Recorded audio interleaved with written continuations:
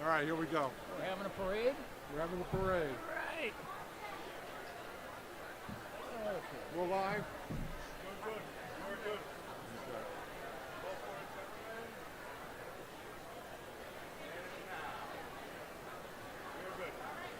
Okay, 1, 2, 3.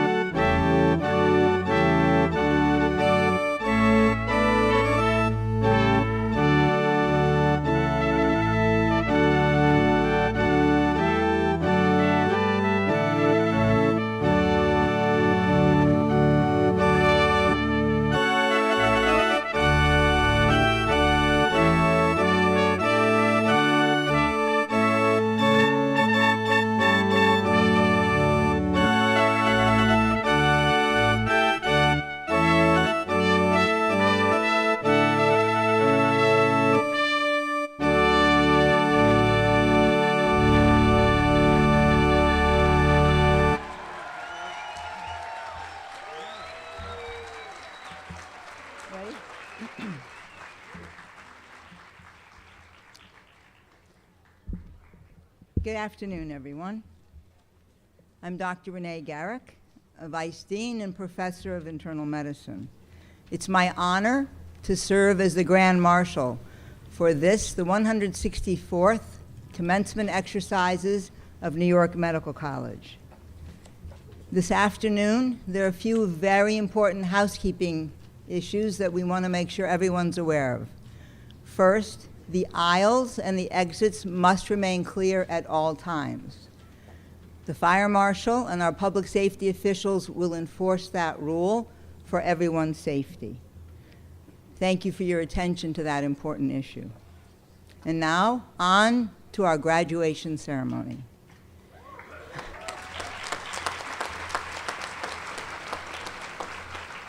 I'd like to ask you to please turn off your cell phones and any other electronic devices, and please remain standing until the invocation is done.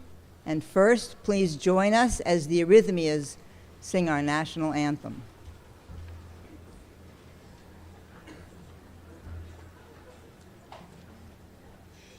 Oh, say, can you see by the dawn's early light what so proudly we hailed at the twilight's last gleaming, whose broad stripes and bright stars through the perilous fight o'er the ramparts we watched were so gallantly streaming, and the rockets' red glare, the bombs bursting in air, gave proof through the night that our flag was still there. Oh, say does that star-spangled banner yet wave o'er the land of the free and the home of the brave?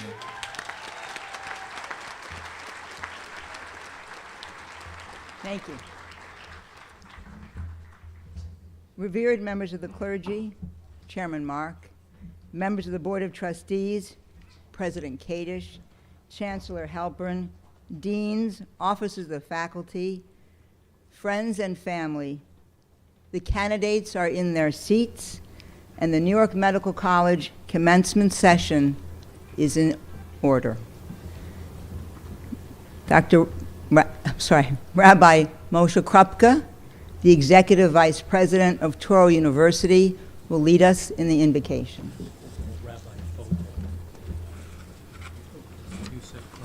Oh, that's a important substitution. Rabbi Vogel, who's our lead, will lead us in our invocation. Thank you. On that note, I would like to offer and convey my heartfelt greetings and blessings from Touro University Executive Vice President Rabbi Moshe Krupka, who was unfortunately not able to be here today, but who asked me to express his deepest congratulations and blessings to all the graduates. And now let us pray.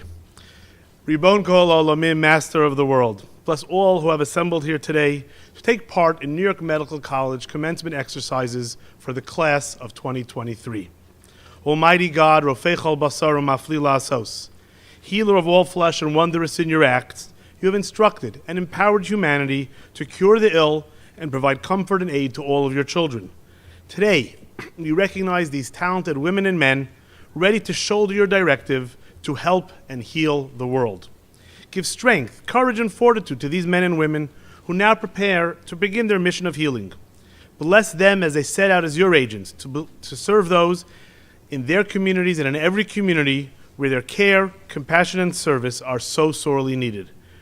Grant them the wisdom and the strength to heal the sick, strengthen the weak, and uplift those in despair.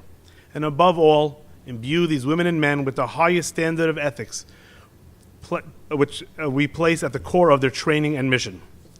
As our graduates begin their career as caregivers, as they assume of the mantle of responsibility that goes along with the title doctor, we pray that they constantly remember the principles to which they were educated. May they always recognize each and every patient as the individual that they are, and grant them the ability to care for their patients by caring for their patients. At this auspicious event, it is proper to recognize that the bulk of the education of this class occurred during the COVID pandemic. We must recognize all those who suffered hardship, pain, and loss during the pandemic, and we pray that we merit to see continued healing and prevention in our midst. We also pray to you, dear God, that you shower your blessings upon the students and all their loved ones, parents, spouses, children, mentors, and other dear ones who have been there for support and encouragement, who have helped our students reach this milestone, who have sacrificed so much so that our students can persevere and succeed. And we humbly ask that you bless the administration, faculty, and staff of New York Medical College, dedicated men and women who strive to impart knowledge, achieve excellence, and lead by example. Grant them the wisdom, resolve, and fortitude to continue the noble mission of educating the next generation of healers and caregivers who will be exemplary in their caring. Touro University, as a core mission, was created to serve, strengthen, and improve your world, dear God, and we ask for your continued divine guidance so that we, together, can achieve that great potential. Amen.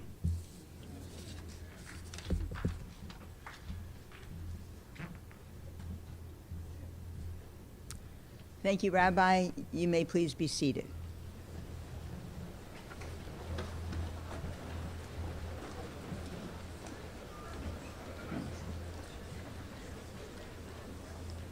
And now it's my pleasure to introduce to you Mr. Joseph Mark, Chairman of the New York Medical College Board of Trustees. Mr. Mark.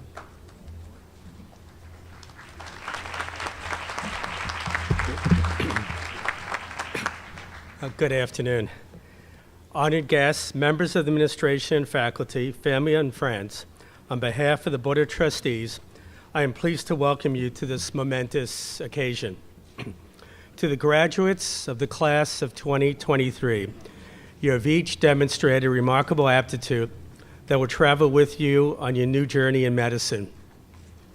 Your academic achievements, dedication, and desire to make the world a better place may bring you to some far-off wonderful places, but we hope you will always remain close in heart and in spirit to New York Medical College. On behalf of all of us at New York Medical College and the Touro University, allow me to wish you all the best for a lifetime of success, health, and happiness. From my personal experience, I know that so many of our dreams at first seem impossible, then they seem improbable, and then when we summon the will, they soon become inevitable. Congratulations.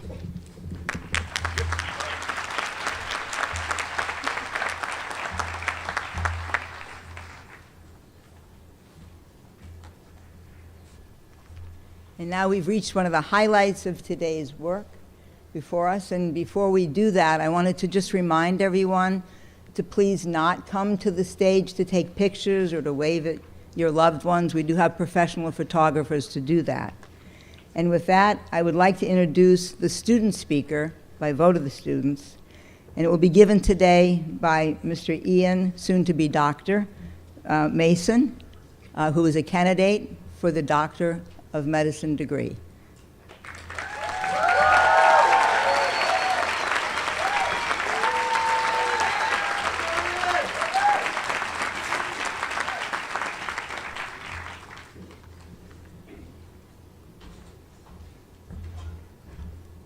Congratulations.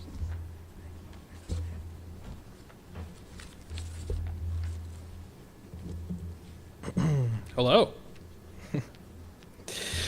Hello to the Chancellor, Deans, faculty, Board of Trustees, distinguished guests, family, loved ones, and soon-to-be graduates. I'd like to begin by thanking the partners, family, and pets who have supported us through this journey.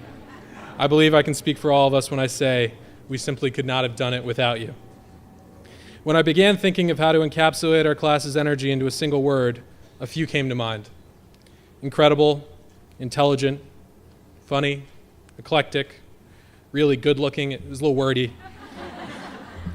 None stuck except for one. imperturbable. Difficult to say, but facile to understand.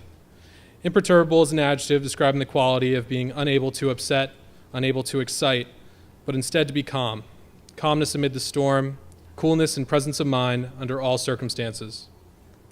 We were only together a few short months before we found ourselves test pilots for New York Medical College School of Medicine online. We withstood our trials and tribulations through adaptation by keeping our cool and carrying on. Did we still struggle with exams even though they were open note? Yes. Did we still text each other certain that our academic demise was around the corner? Yes. Did we make it? Also yes.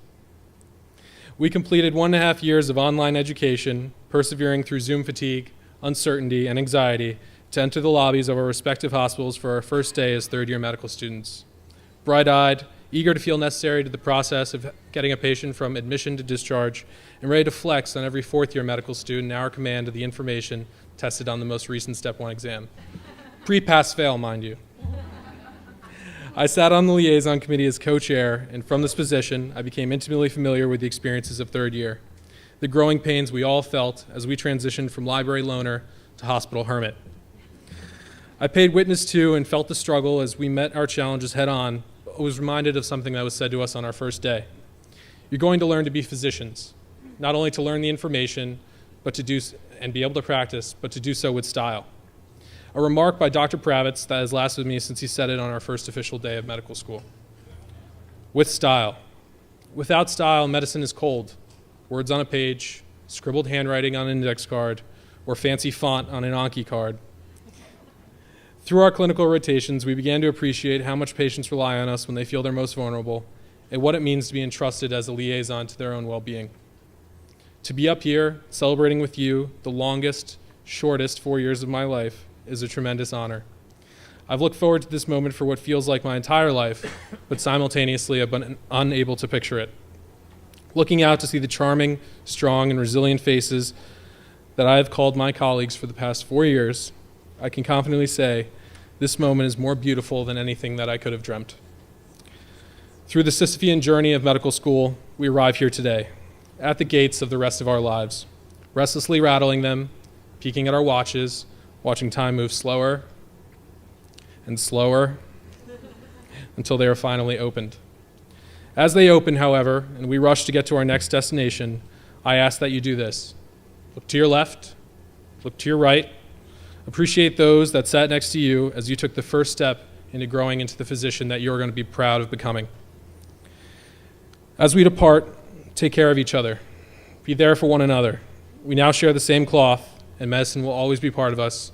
You can check out anytime you like, but you can never leave. Thank you.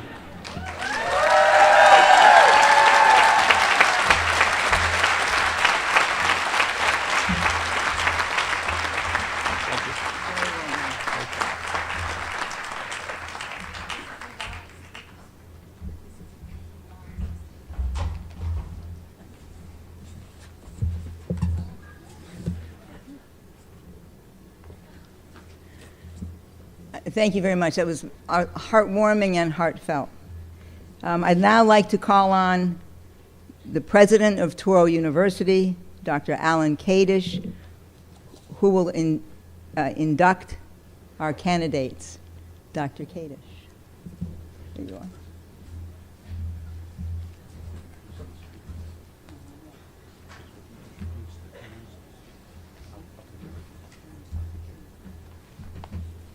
We have different programs. Good afternoon and welcome. We're dealing with some dueling programs here, but we've got it all sorted out. It's my absolute pleasure to introduce Dr. Allen, who's our commencement speaker. Michelle Allen is Senior Vice President and Chief Medical Officer of New York City Health and Hospitals, the largest municipal hospital system in the United States. She's a graduate of Cornell University and went to medical school at the University of California at San Francisco.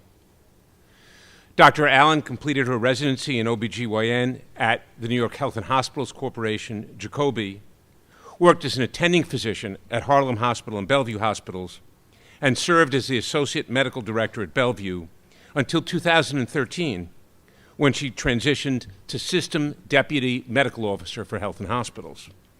She was subsequently selected to be System Chief Medical Officer in 2017. Dr. Allen has devoted her career, as have New York City Health and Hospitals, to helping marginalized and underserved patients.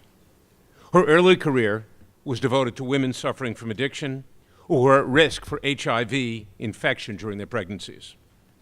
As health system chief, Dr. Allen has developed the clinical service structure. It's under this structure that Health and Hospitals has organized its pandemic response. Her other new initiatives include tele-ICU, point-of-care imaging, early ICU mobility, artificial intelligence-based EEG interpretation, teleneurology, and behavioral health emergency assistance response division program, which deploys social workers along with EMS personnel as first-line responders to people with mental health instead of police officers. Dr. Allen also established the Office of Clinical Operations, which instituted surveillance of the health system's wastewater management system or imaging system for emerging infections. She also created a system-wide Office of Women's Health Services. As many of you know, certainly the students know, the School of Medicine at New York Medical College and Metropolitan Hospital, one of the Health and Hospitals Corporation, have been affiliated for 148 years, the longest affiliation in America between a public hospital and a private medical school. We've been proud partners. More recently, New York Medical College students have also had an opportunity to rotate at other hospitals within Health and Hospitals, particularly at Lincoln Hospital. In recognition of the shared history of the municipal hospital system in New York, which does so much to care for those in need, and the relationship to New York Medical College, I'm pleased to present our 2023 commencement speaker, Michelle Allen. I lost a decade with COVID too.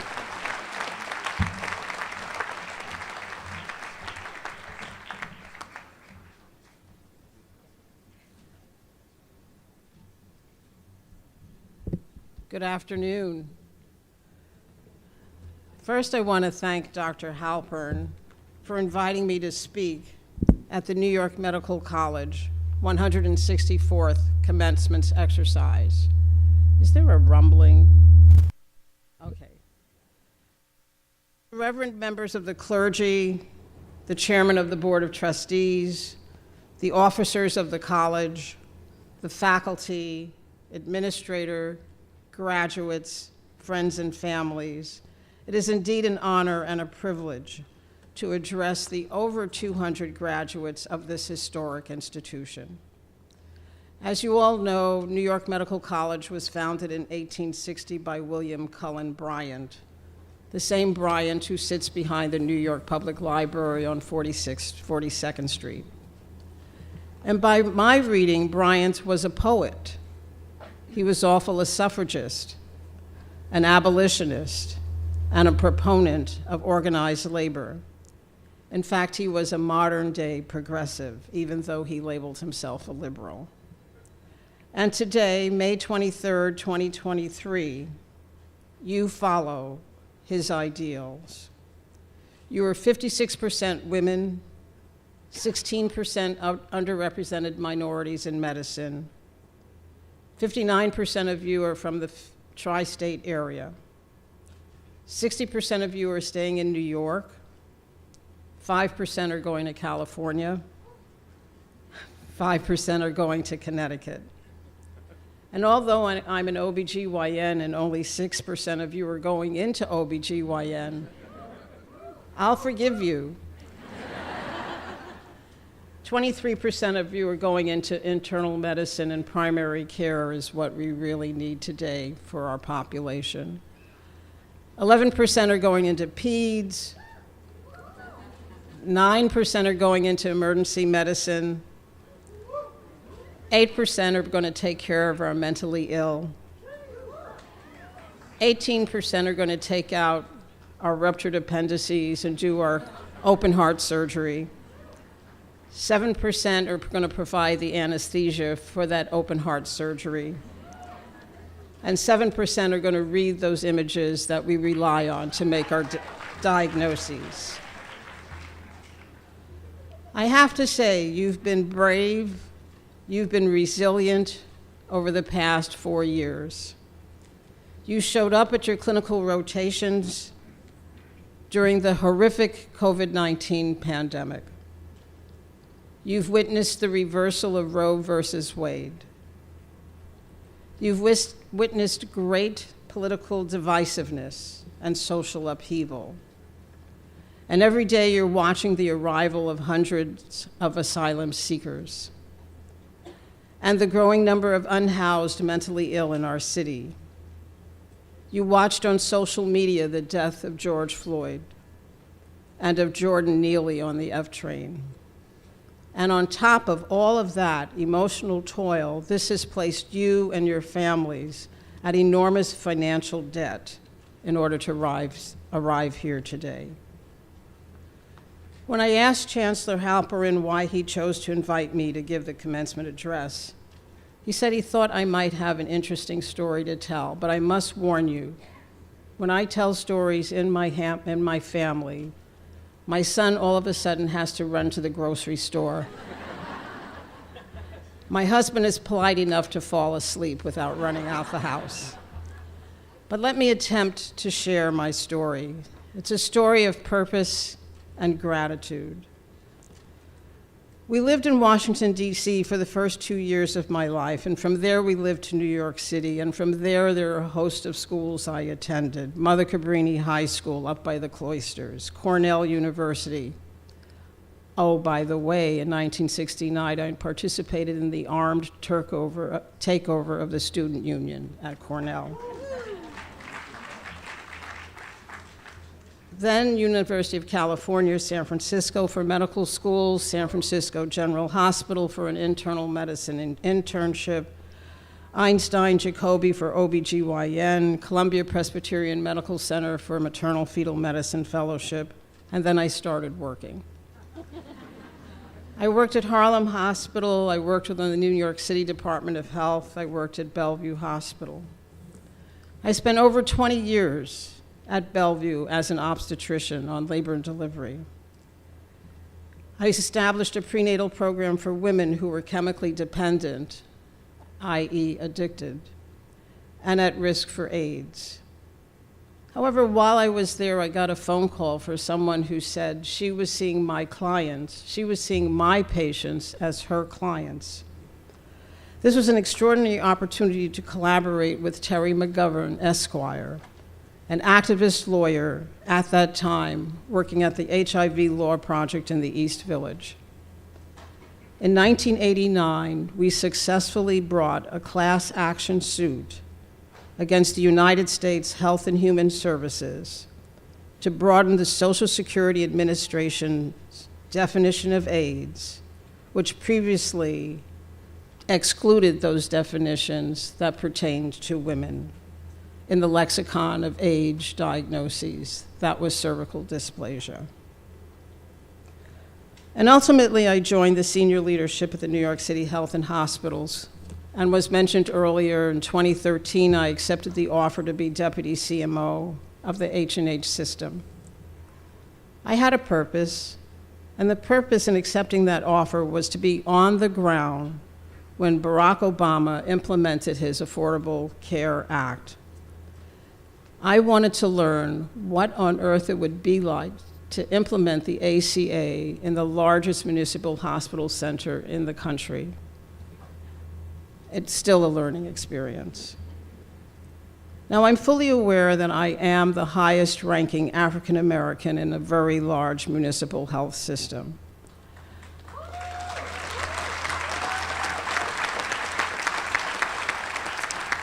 However, I am looking directly at you. I do not want to be the only. I don't want to be the last. And while indeed it is an honor to hold this title, but more importantly, it is a tremendous responsibility, and I will need one of you or some of you, to rise up and replace me. I'd like to spend the next few minutes sharing with you the importance of purpose in one's life and the decisions one makes in life.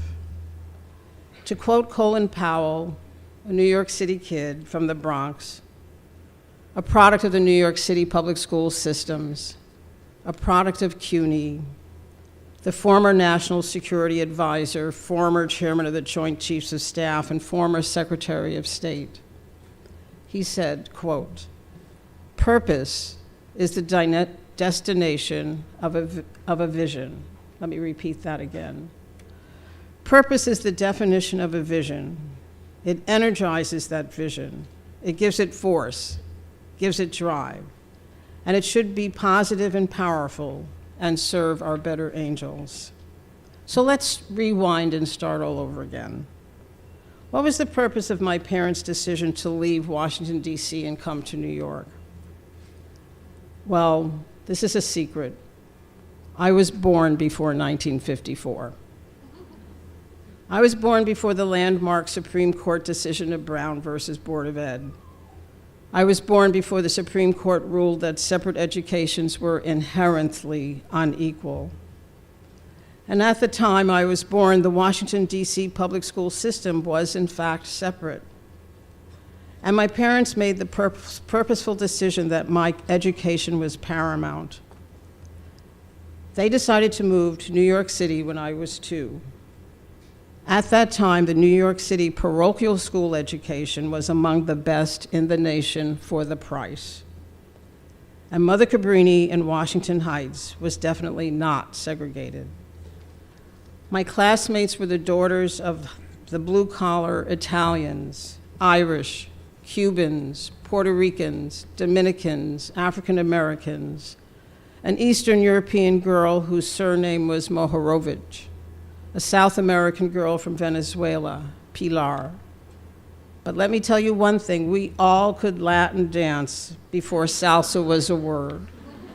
We could swing. My best friend in second grade was Kathleen Moran. Her red hair shouted, "Erin go bra." And in 5th grade, Lorraine Scaringi was my best friend.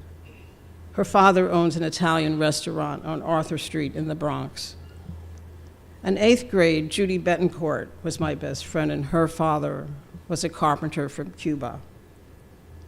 Now, my parents had a definite purpose in moving to New York, and that was to give me the best education opportunity they can. However, when I applied to Cornell, I had absolutely no purpose.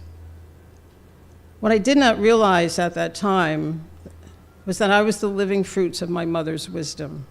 She often said, "Check every box which may represent an opportunity for you." And as many of you know, the New York educational system has a board of regents whose exams you must pass in order to get a Regents High School diploma. Well, in the 10th grade, this test comes with a checkbox, many check boxes. Do you want to be considered for this scholarship? Do you want to be considered for that scholarship? Well, I checked the box for the Cornell scholarship. So I had to apply. Yes, I did get accepted, and yes, I did get the scholarship. And yes, I did participate in 1969 in the armed takeover of the student union, so that you and generations that followed can have exposure to African American history and culture. Then it was time to apply to medical school, and once again, I can't tell you I had a purpose in making that decision. I'd never been to California. I didn't know a thing about UCSF. A campus recruiter tried to sell me on UC Davis, but I applied to UCSF. Well, why? Because I wanted to live in San Francisco. Big Sur, Yosemite, the Redwoods. But oh, by the way, I met the 2 most beautiful people on the planet who have become my lifelong friends. However, I can tell you about the next decision I made in my life, which was very purposeful and probably the best decision I ever made. While I was at San Francisco General as an intern, my father died at St. Luke's Hospital here in New York. And my mother had told me the entire time he was ill to stay in California. She would give me a call to tell me when it was time to come home, which she did. One day she called the hospital and said, "Come home and bring a black dress." I was by his side the next day in the hospital when his breathing slowed, his pulse slowed, and yet no one called the cardiac arrest team. So, little Miss Smarty Pants, I called his geriatrician and said, "Where's the code team?" And he said, "Michelle, this is part of life. Death and dying are part of the natural progression of life." I had spent my whole postgraduate life learning how to save lives, how to do CPR, how to intubate, how to float catheters to measure heart function, how to save and prolong life, but I knew nothing about the dignity of death. I only knew acute care medicine. I spent the next year looking for my purpose in medicine, and that's when I realized my purpose needed to be personal and sustaining over a lifetime. Beyond the fleeting selfish pride of learning a new procedure or using a new tool or being the best at some new thing, my life had to have purpose, my work had to have purpose, and that for me was a political purpose.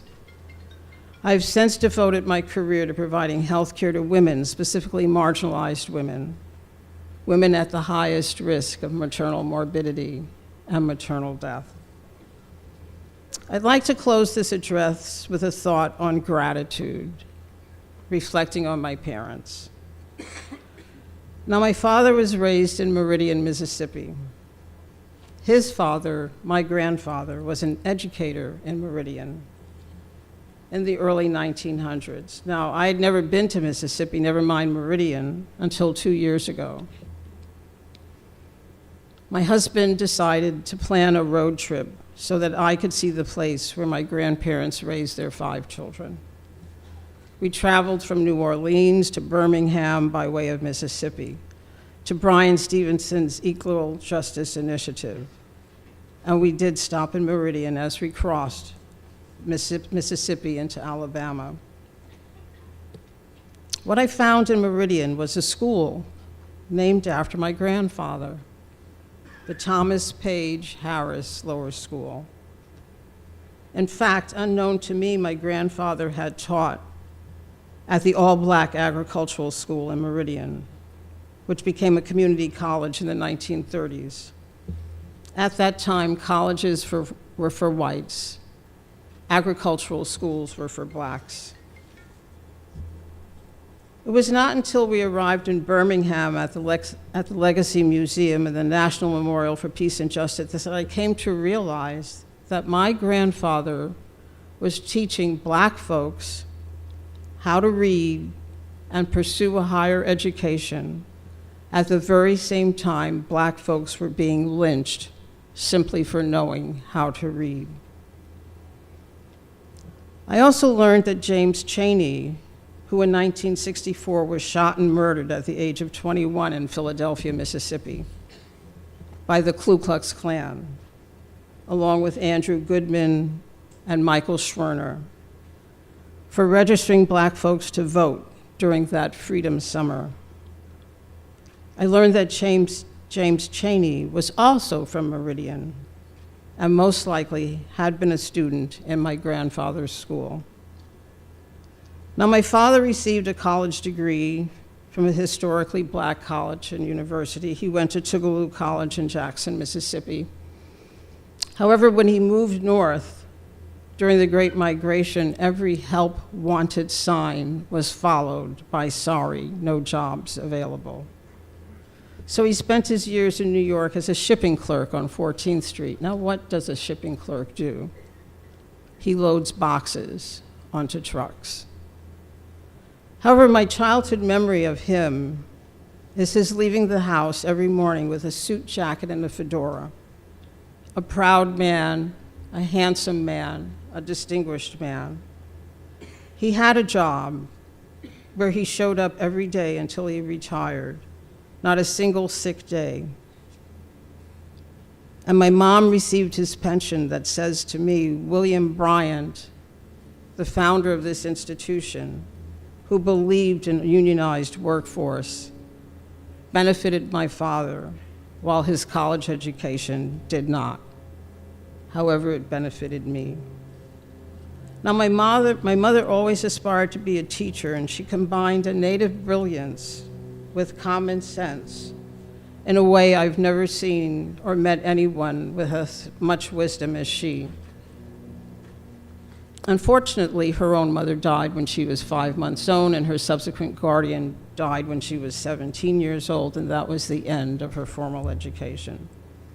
However, they both, my mother and my father, as unlikely a match as you could find in any couple, she a feisty fighter and he a calm, circumspect man. They both valued education. And the sole purpose of their combined lives was to ensure my education, to ensure I would reap the benefits of that education. Their own personal dreams were deferred. However, I am their deferred dream. Their dream became my reality. And while I fought, kicking and screaming against conformity, fought for my independence, fought for my autonomy, to do things my way, my parents' purpose provided direction for their vision, such that today, 2 generations later, the dream that they dared to pursue with purpose and conviction is evident in their granddaughter, a lawyer in corporate philanthropy, and their grandson, a published poet. And I am who I am today, and an embodiment of both my past and my future. My mother's feisty fight and my father's calm circumspection have given me a life I value deeply. And my children give me texture and wisdom. I've had an education forged by my grandfather, who opened doors through which I have taken flight. Several things I want you to remember. Love is a verb, and the people in the back love you as a verb. Optimism is a choice. And to commemorate the NBA playoffs, play hard in the paint with defiance and resilience. And if you fail along the way, get up and dust yourself off, because good judgment comes from experience, and experience comes from bad judgment. And before we end, I'd like to recognize the parents, grandparents, godparents, siblings, spouses, partners, children, friends, everyone who showed up here to celebrate you. But I'm going to ask you to do 2 things. I'm going to ask the graduates, all of you, to stand up now.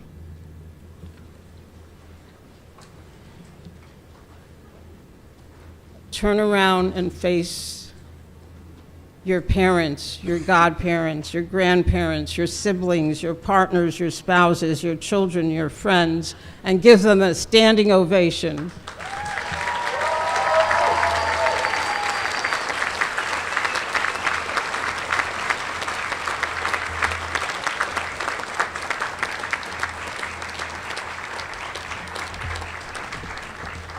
And congratulations to you, the doctors who are graduating today from New York Medical College, class of 2023. I thank you.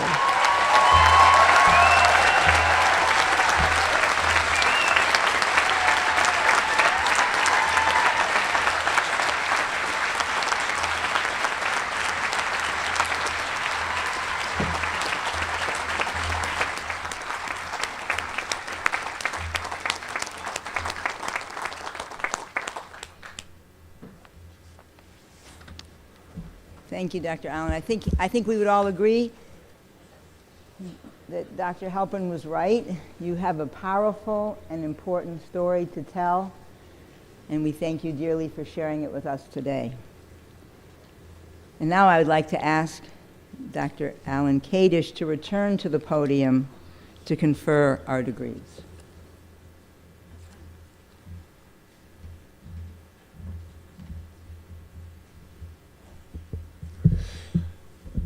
Thank you very much. I'd like to add my thanks to Dr. Allen for her intensely personal and inspiring message. It was really an absolutely pleasure to hear. Thank you.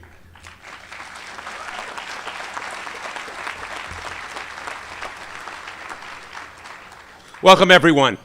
I'd like to briefly acknowledge the college's leadership and thank them for the role they've played in the education of our students. Dr. Edward Halpern, the Chancellor and CEO of New York Medical College, who's taking on additional responsibilities. Thank you, Dr. Halpern.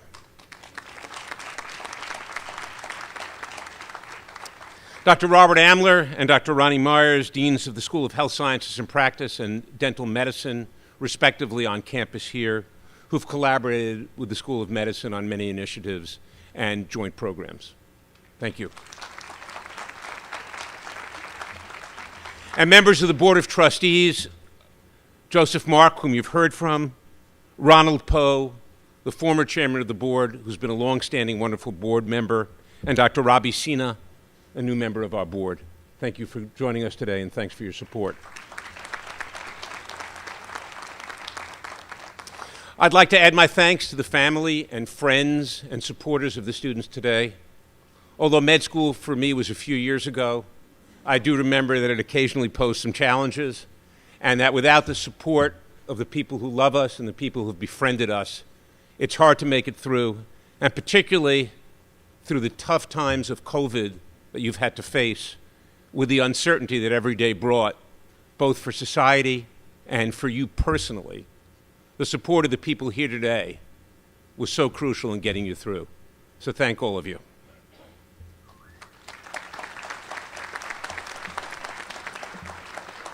So graduates, before conferring your degree, I'd like to share a couple of thoughts. All of you, I'm sure, have carefully examined exactly what residency will entail. And we're very proud of the fact that all of you have, as you've heard, matched in different specialties at great programs, many in New York, but also around the country. And if you're like other students that I've spoken to, you've counted the number of hours you expect to work during your residencies. And of course, no hospital in this country will ever violate the 80-hour rule. So we know it's all going to be okay. But that said, I do want to comment a little bit on something you may have heard about that's become a very common way that people look at their lives.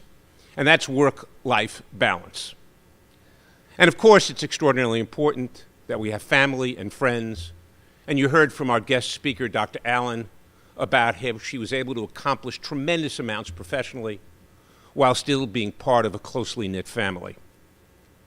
So spending time with our family and friends in whatever manner we choose, engaging in recreational activities is extraordinarily important.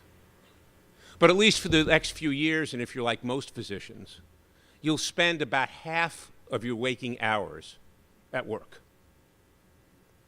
So if you think about the term work-life balance, it suggests that life is what you do outside of work, and work, of course, is non-life. And what a shame if you spend half or more of your waking hours in non-life. After all, we're only given a certain amount of time in this world. And I want to suggest to you, particularly as physicians who've had the opportunity to engage in tremendously important and noble work, that's particularly important at these challenging times when society has been divided and fractured so much by some pernicious influences. It's extremely important, I think, that we view things in a very different way than work-life balance. While you're at work as physicians, you'll make friends with your patients. You'll make friends with your colleagues. You'll do fun things with them. You'll spend time developing your intellectual skills, developing your social skills, learning new things about compassion for other human beings, learning how to work as a team, learning the things that make us human.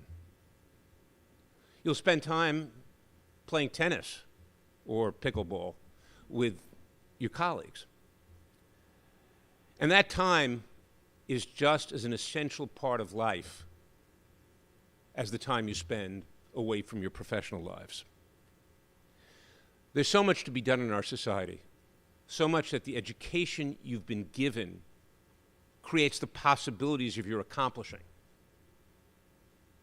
That what I want to suggest to you is, rather than viewing work and life as two distinct poles, that you view work as a part of what we're here for. That of course you need to spend time for yourselves, but that through your work in the great profession of being a physician, the tremendous chance you have to work as a physician, that you use that time to develop yourself personally, but more importantly, to give back to society, and particularly those members of society who are most in need of it. Many centuries ago, the sages of the Talmud valued work. Some suggested that idleness was the road to dissolution. Others purposely carried burdens on their shoulders to show their students that physical work could be ennobling as well. Regardless of where you fit in medicine, regardless of whose footsteps you choose to follow, you have the opportunity to do great things for a society that really needs it. Integrate work and life, do us proud, be successful in the future. Come back to New York Medical College, tell your classmates, your professors, your deans, how you've accomplished your mission and how you've enjoyed life as well. We look forward to hearing from you. And so with that introduction, it's time to actually make you doctors. So if I could ask the students to all stand, please. Class of 2023.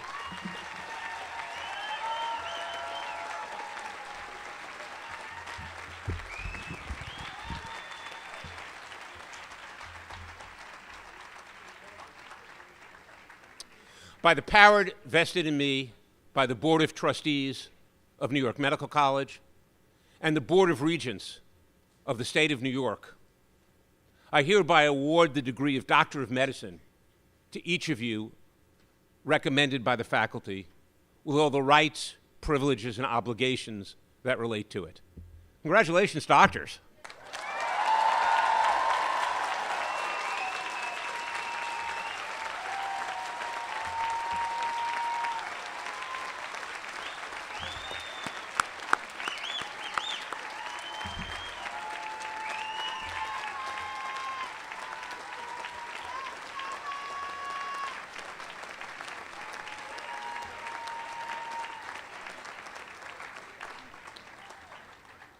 Sounds like a walk-off home run in here. You can have a seat. Dr. Garrick? Definitely a walk-off home run. We won't say for what team. I think it's going to be Team New York Medical College. All right. So I'd now like to call on Dr. Edward C. Halpern, our interim dean for the School of Medicine, to present the class of 2023. Dr. Halpern.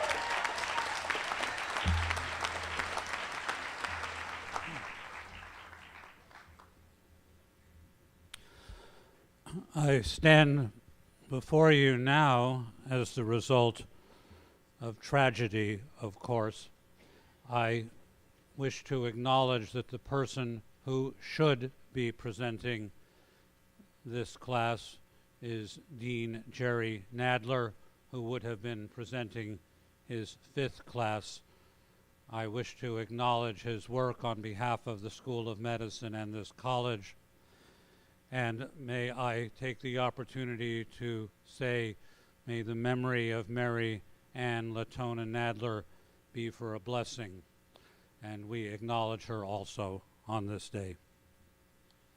The first medical degrees in the European tradition of higher education were awarded in Salerno, Italy, around the year 1000.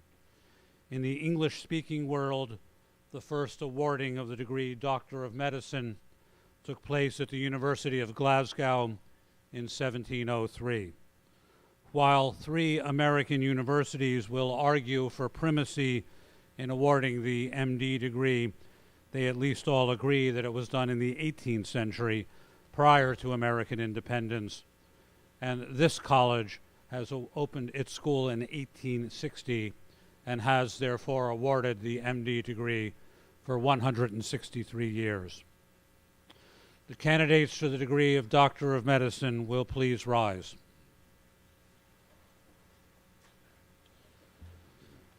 Members of the faculty, I have the pleasure to present the candidates for the degree Doctor of Medicine.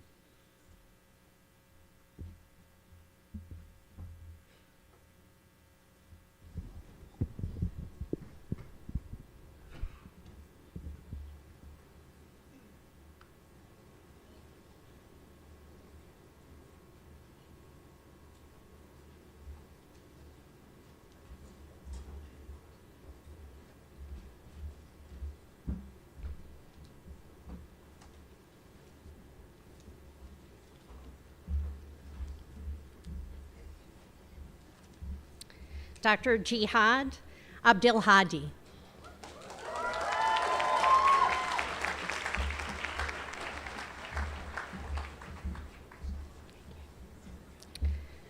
Dr. Henry Maxwell Ackerman.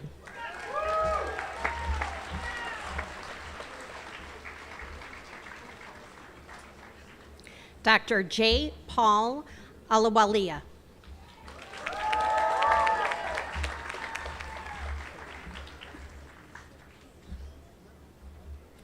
Dr. Moniz Usan.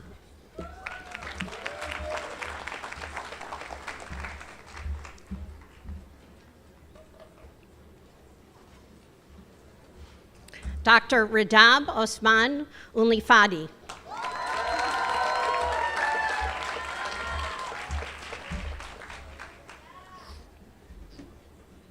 Dr. Bruno Alonso.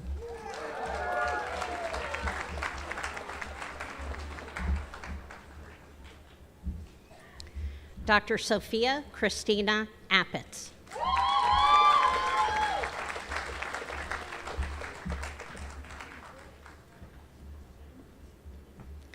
Dr. Rebecca Ann Applin.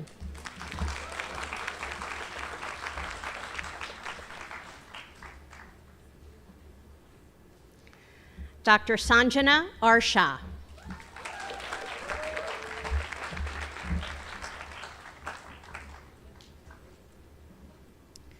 Dr. Huma Ushai.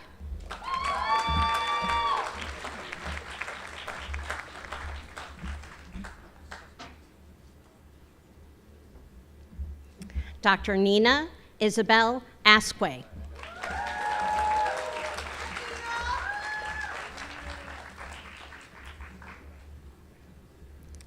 Dr. Brandon Douglas Boulain.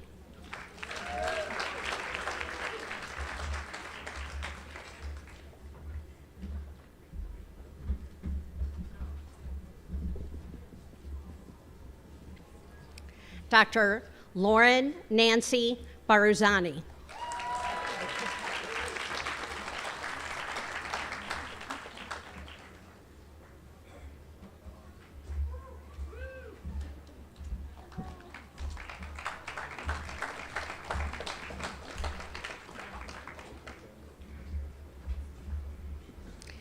Dr. Mark Berkowitz.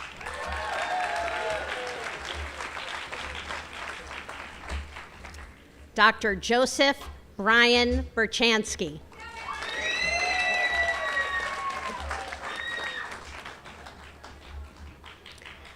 Dr. Daniel Blakeman.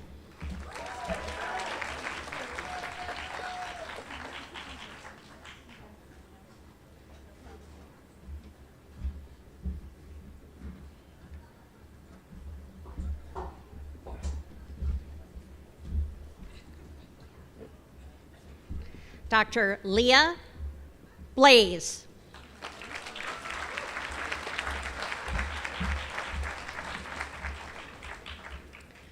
Dr. Caleb Boonrai.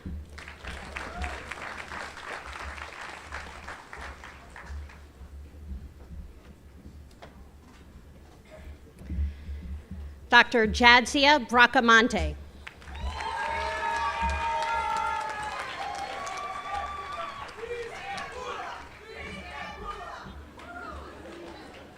Dr. Joseph Brocco.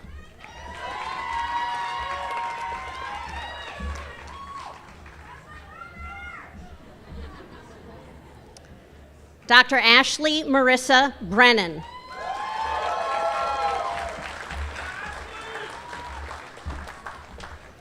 Dr. Camille Briskin.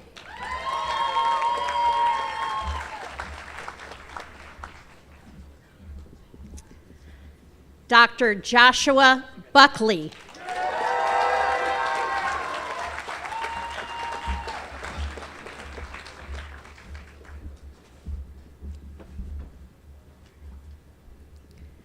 Dr. Bridget Burchescu.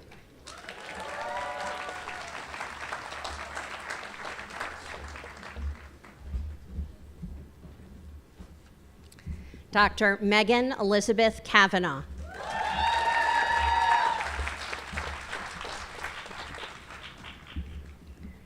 Dr. Joshua Emmanuel Charles.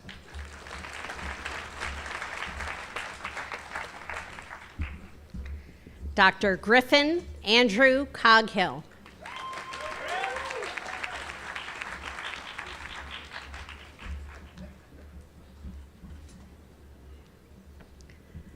Dr. Michaela Lualhati Creus.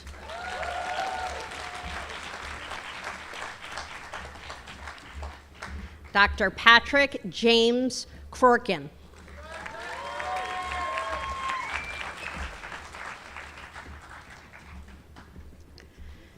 Dr. Natalia Chervanka.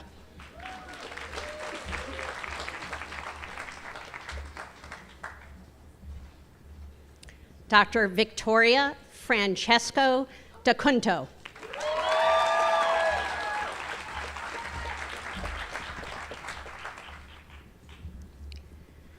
Dr. Alexandrina Danilov.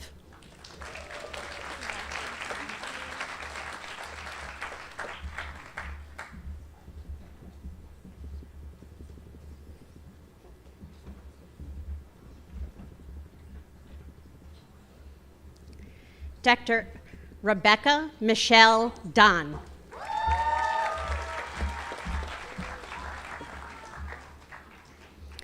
Dr. Ina Carmelo De Leon.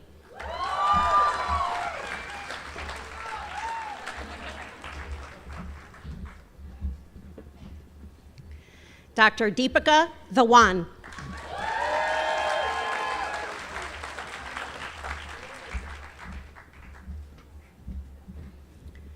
Dr. Tiffany Nikita Dial.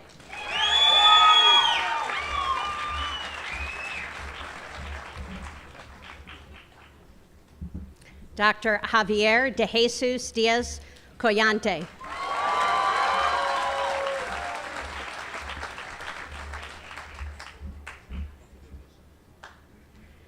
Dr. Rosalind Celeste Dick Godfrey.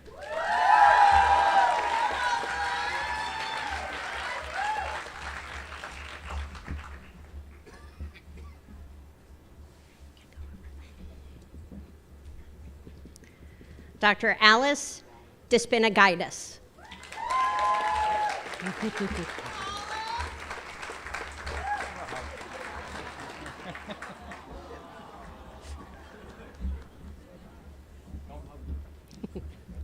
Dr. Josefa Dewan.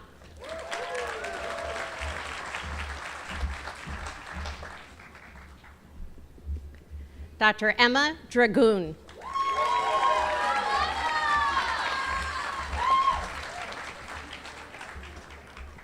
Dr. Philip Michael Dudley.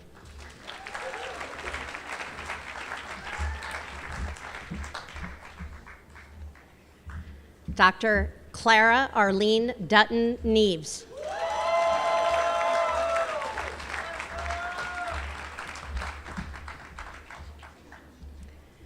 Dr. Penelope Claire Ferris.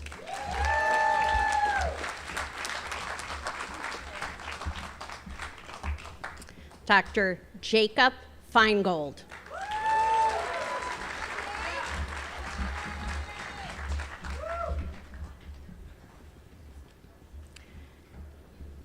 Dr. Andrew James Flatley.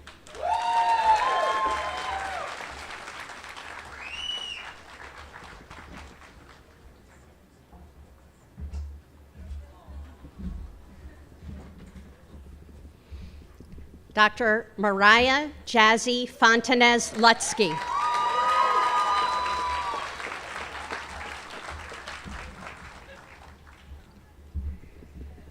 Dr. Jocelyn Galdamez.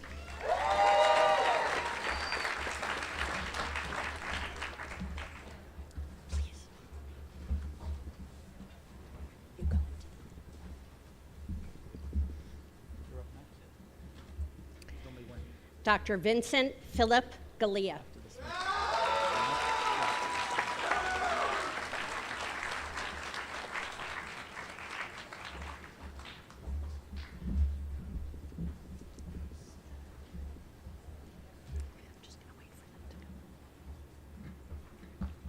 Dr. Leah Gantz.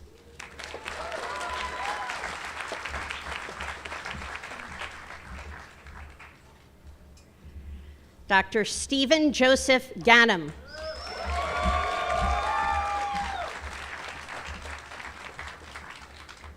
Dr. Jasmine Anjali Garg.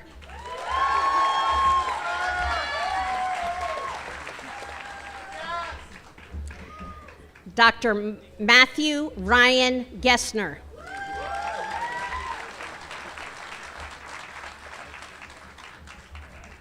Dr. Thomas Glazer.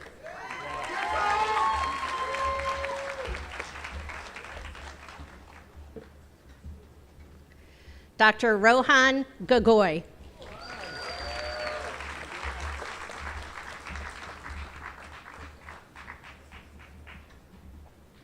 Dr. Nathaniel Elijah Goldman.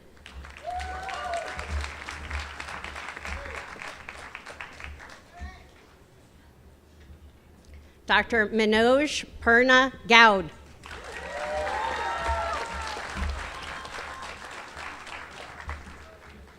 Dr. Holly Elizabeth Grace.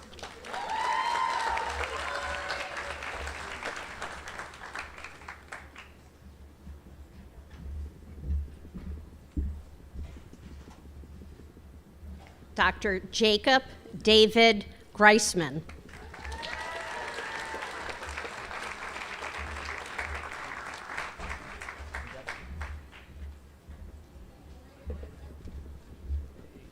Dr. Bruce Nicholas Hake.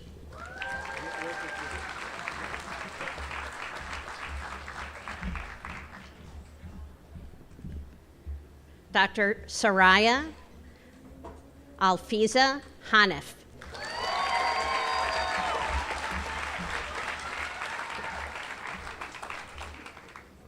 Dr. Harumi Harakawa.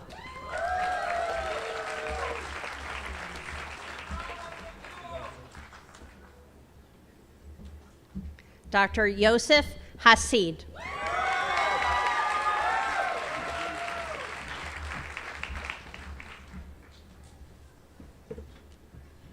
Dr. Monica He.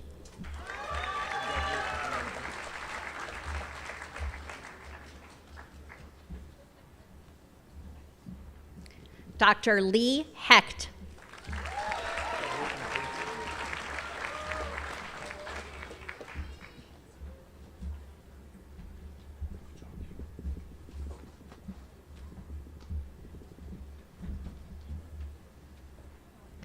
Dr. Sarah Kate Hyde.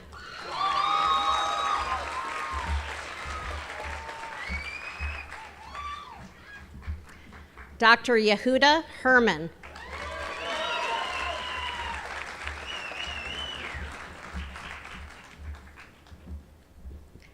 Dr. Brian Patrick Holt.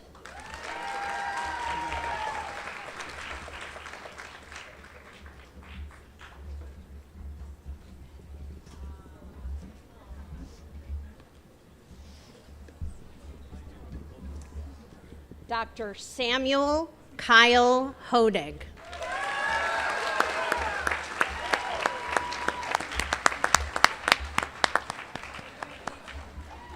It's your first wedding.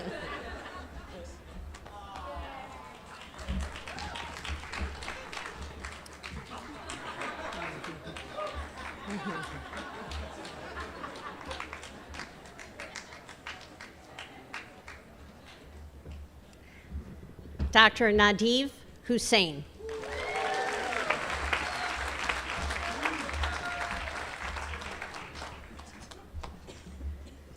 Dr. Joshua Su.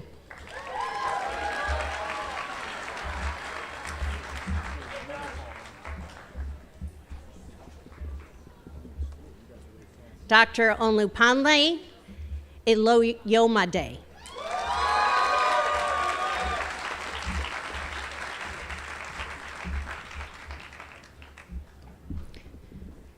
Dr. Jazira Irgibai.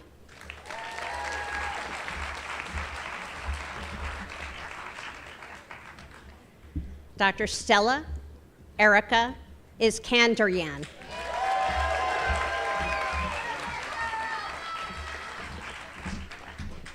Dr. Sarah Emily Islam.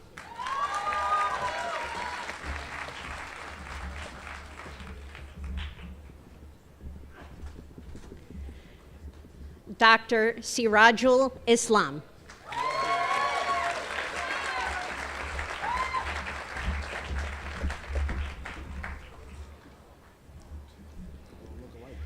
Dr. Eliana Jacobson.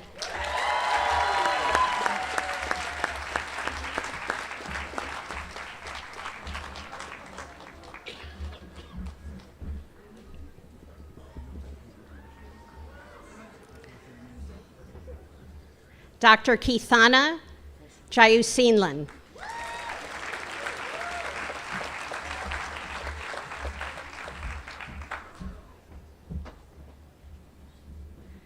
Dr. Mariana Jean Jolly.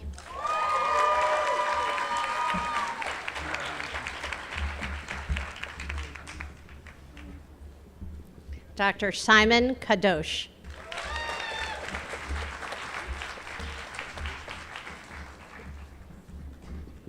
Dr. Zufar Kamrimov.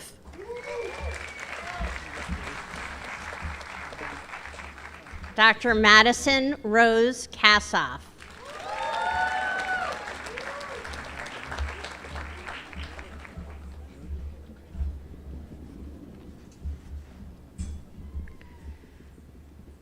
Dr. Gurkamil Kaur.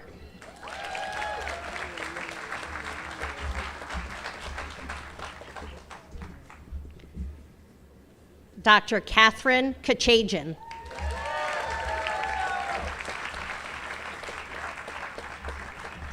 Dr. Farzana Khan.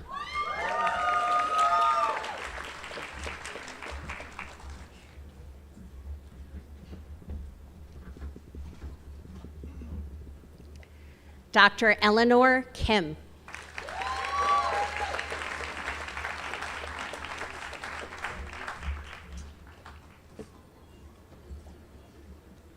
Dr. Haley Kohler.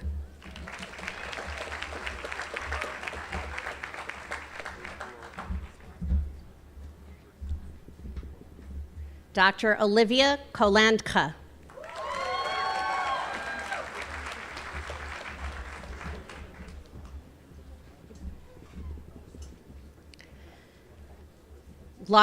Dr. Claudia Casio.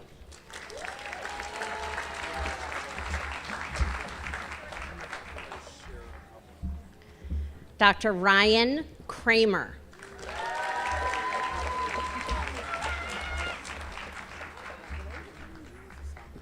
Dr. Jason Krensis.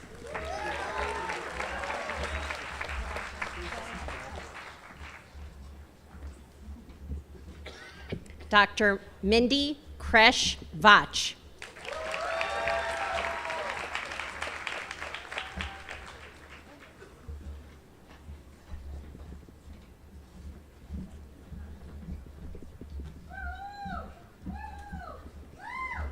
Dr. Savannah Kumar.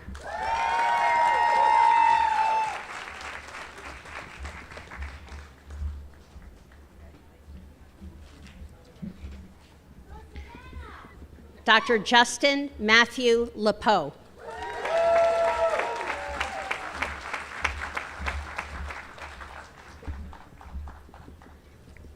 Dr. Nir Lavi Romer.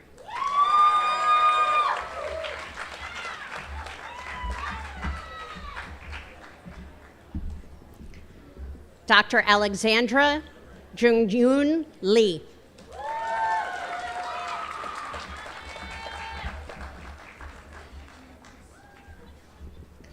Dr. Brian Levine.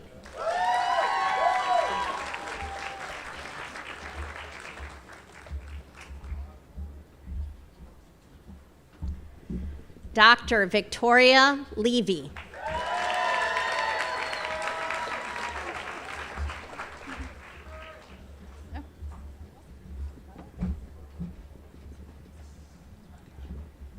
Dr. Antonio Luis Lobeo.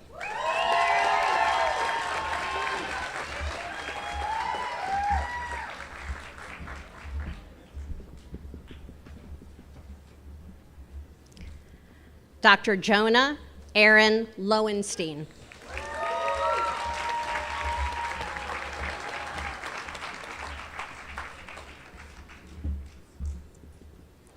Dr. Dylan Michael Macchiola.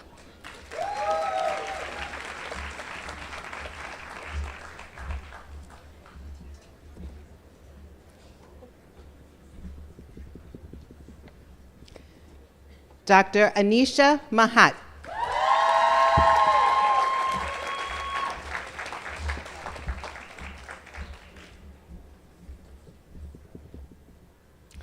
Dr. Muhammad Momin Malik.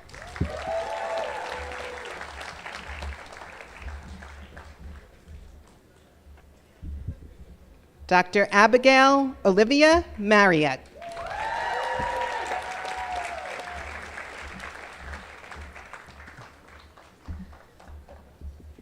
Dr. Eric Daniel Martinez.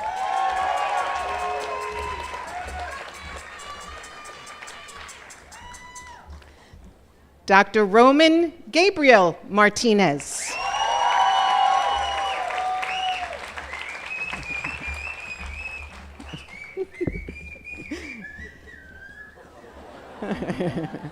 Dr. Ian James Mason.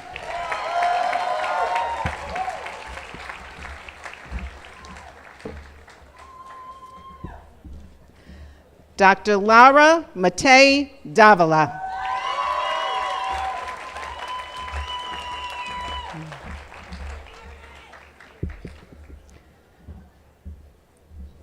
Dr. Mitchell McKnight.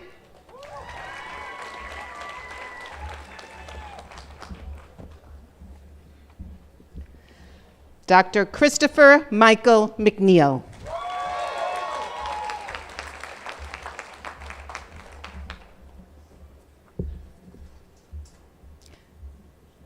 Dr. Ozer Magani.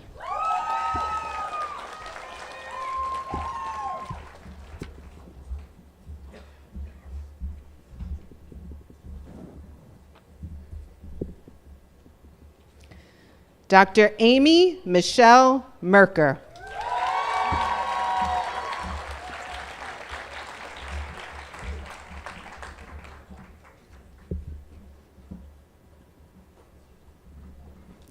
Dr. Andrew Stephen Miller.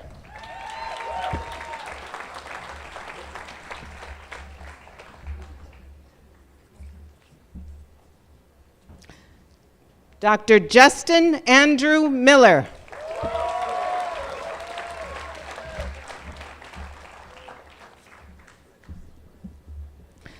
Dr. Catherine Ann Morse.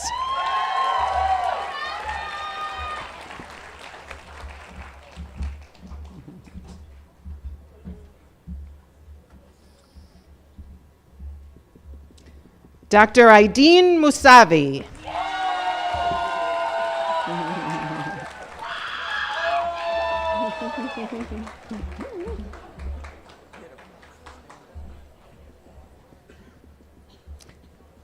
Dr. Hannah Christie Mulvihill.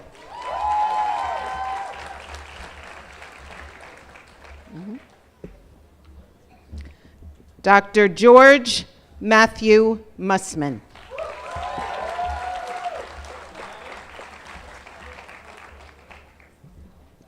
Dr. Yazin Naji.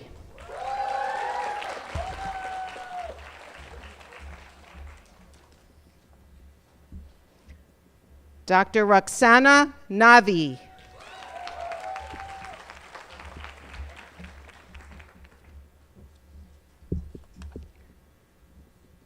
Dr. Samantha Nakos.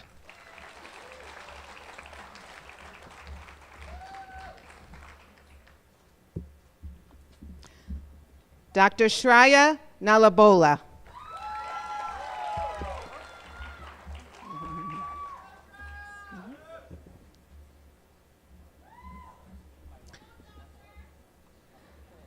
Dr. Anandini Narayanan.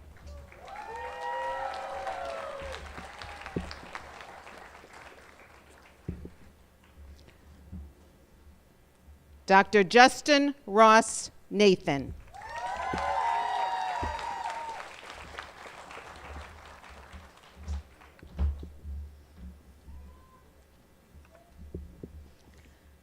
Dr. Danielle Rose Newberry.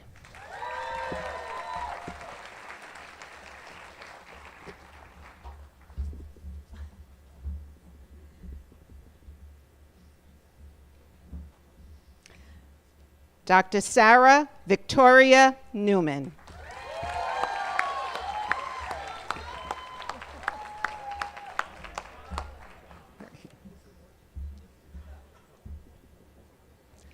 Dr. Joel Novograd.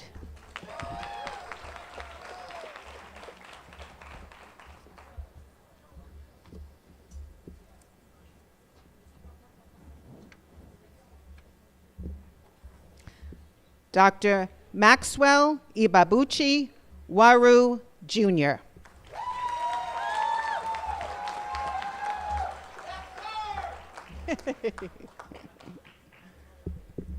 Dr. Price Obat.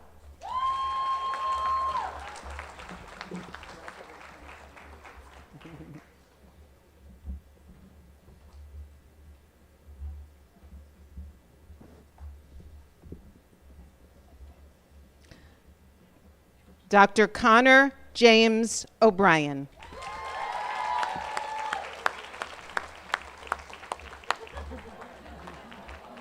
Group hug.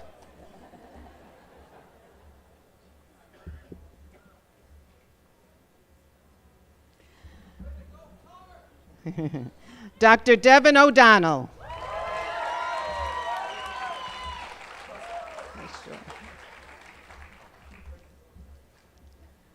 Dr. Sean Ormond.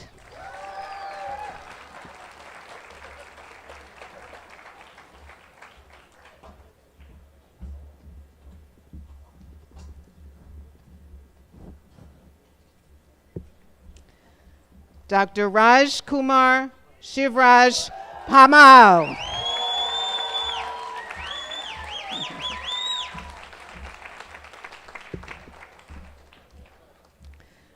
Dr. Maya Vikram Pandit.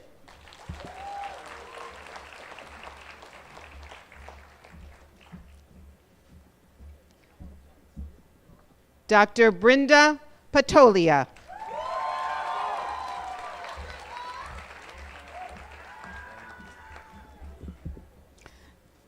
Dr. David Orlando Perez.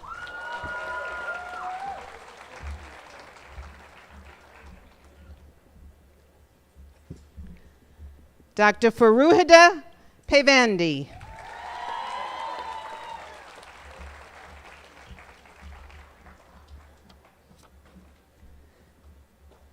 Dr. Jenna Lynn Phillips.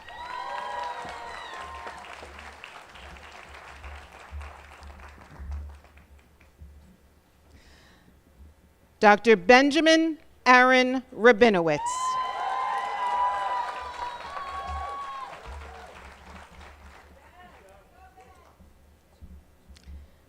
Dr. Keshav Raghavendran.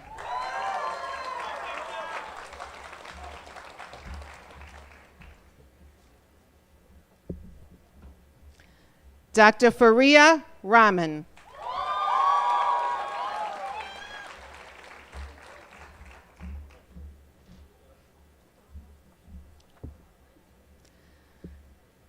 Dr. Shavira Raju.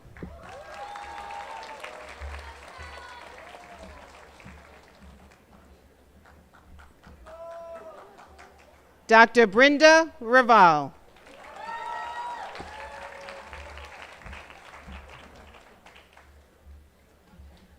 Dr. Abraham Resnick.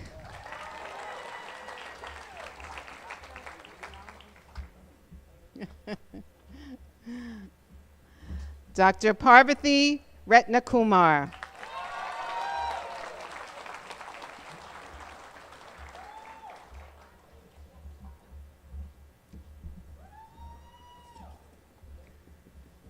Dr. Nicholas James Rich.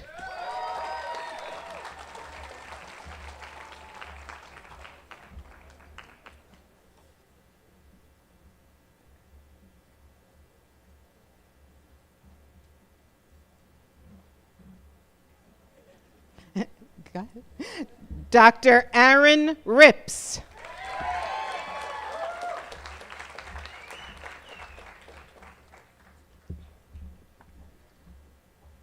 Dr. Sasha Isla Roberts.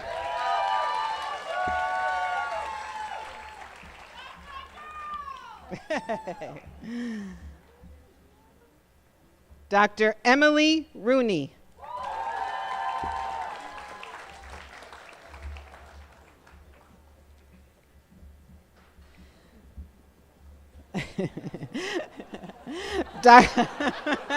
Dr. William Rosenkrantz.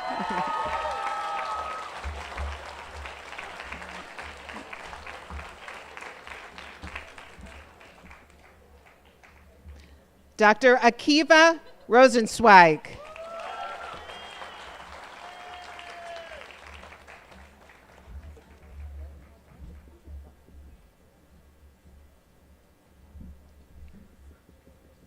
Dr. Bipasha Roy.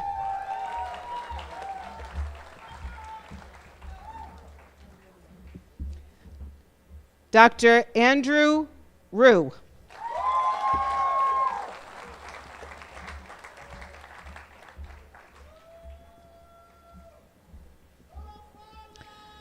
Dr. Adafalaki Sonia Olu.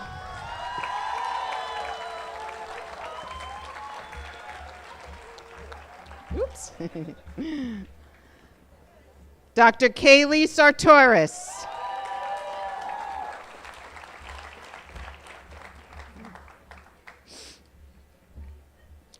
Dr. Ariel Sasson.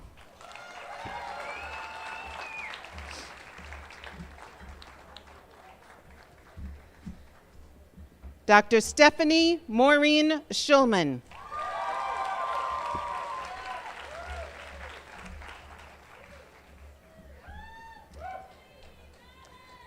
Dr. Alexandra Schultz.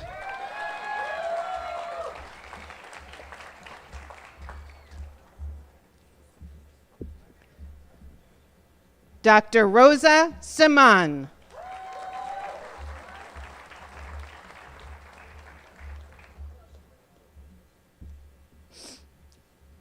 Dr. Jessica Lynn Sensbach.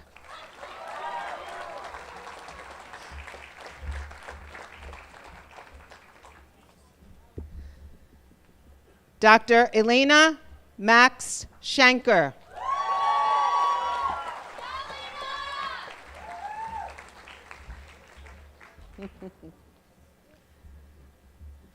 Dr. Joshua Dongmin Shin.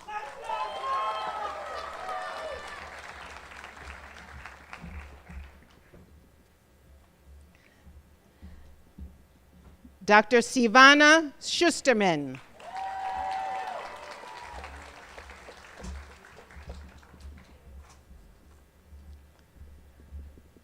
Dr. Marissa Robin Siegel.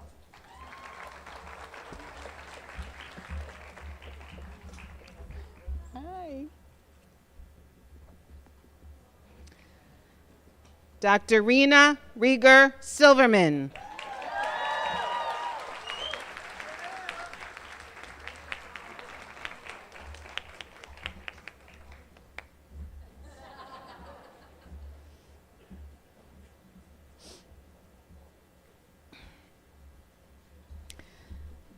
Dr. Ikjat Singh.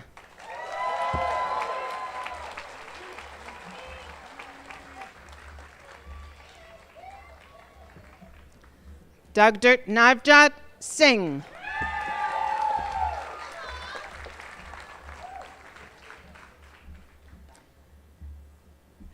Dr. Julia Slyer.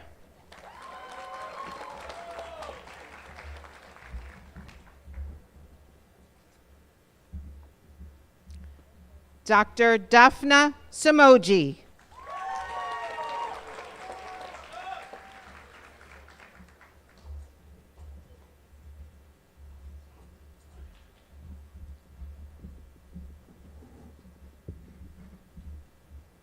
Dr. Rishanaya Sothalingam.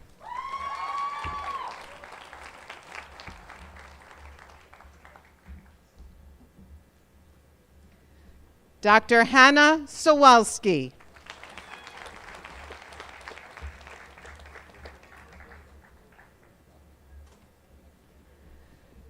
Dr. Sayan Srikumar.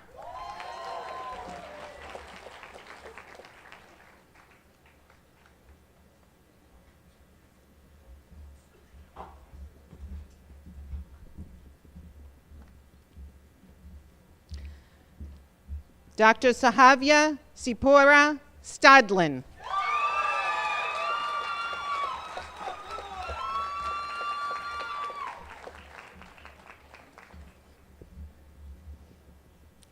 Dr. Samantha Madison Sudol.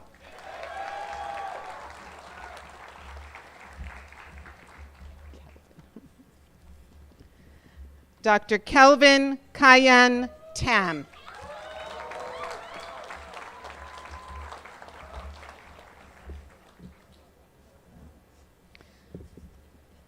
Dr. Chris Tempesta.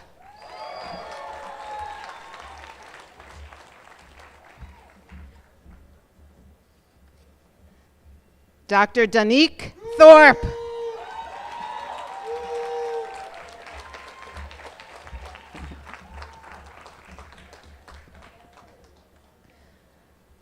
Dr. Rachel Malka Top.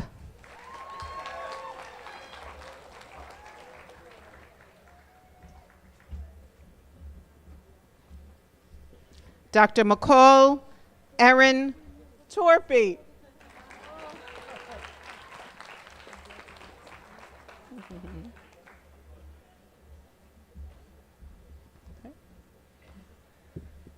Dr. Karima Trebelsi.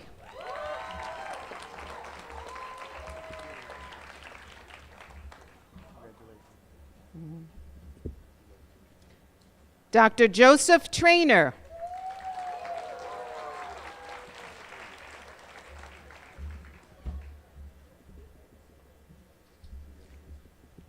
Dr. Kedar Dharmesh Trivedi.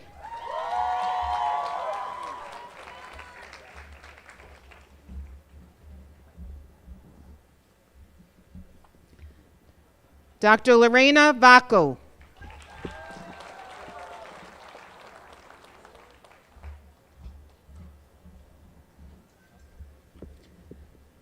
Dr. Gregory Vasserman.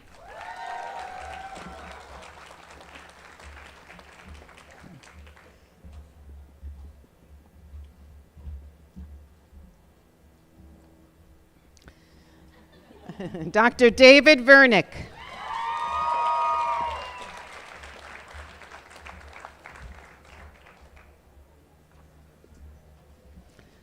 Dr. Matthew Anthony Vallaro.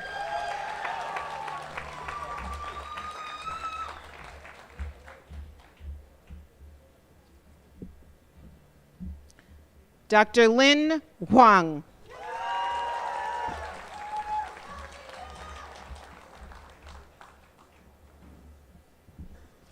Dr. Anna Sophia Williams.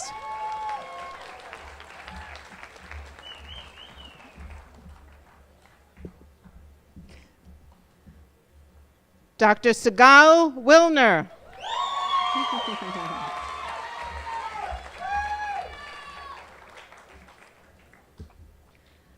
Dr. Madeline Wang.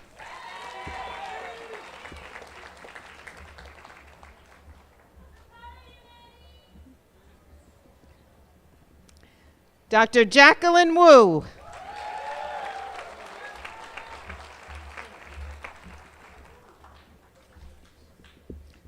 Dr. Sarah Wu.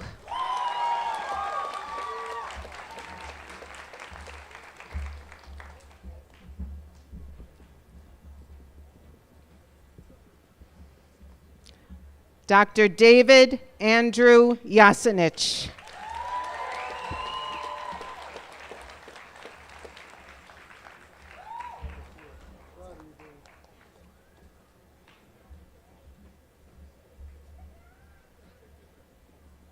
Dr. Rebecca Yang.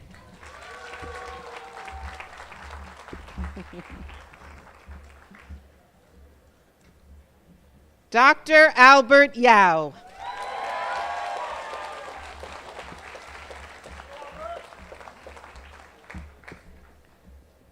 Dr. Linda Yi.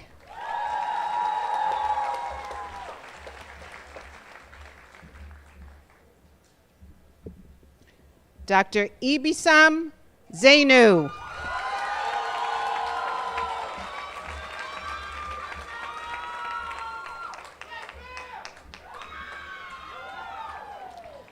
Dr. Wilson Zhang.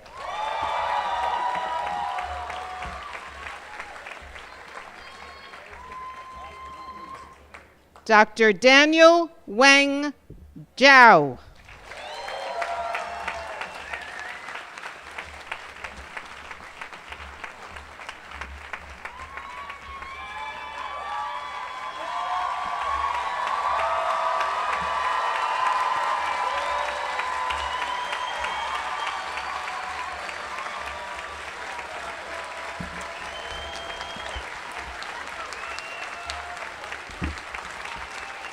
So, thank you.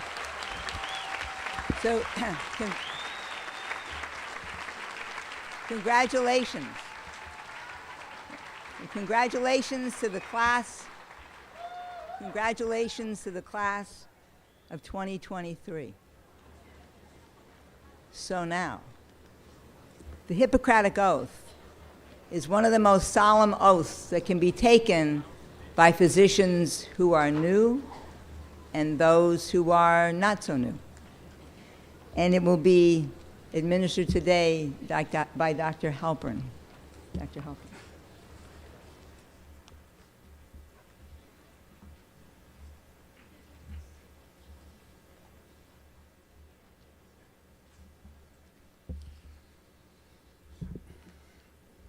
I am sure that many of you in the audience have attended a great many graduation ceremonies, but if you have not previously attended a ceremony for the granting of an MD degree, you are about to witness something unique. There is no profession which has adhered to the concept of a personal oath for as long, as fastidiously, and with as much tradition as doctors of medicine.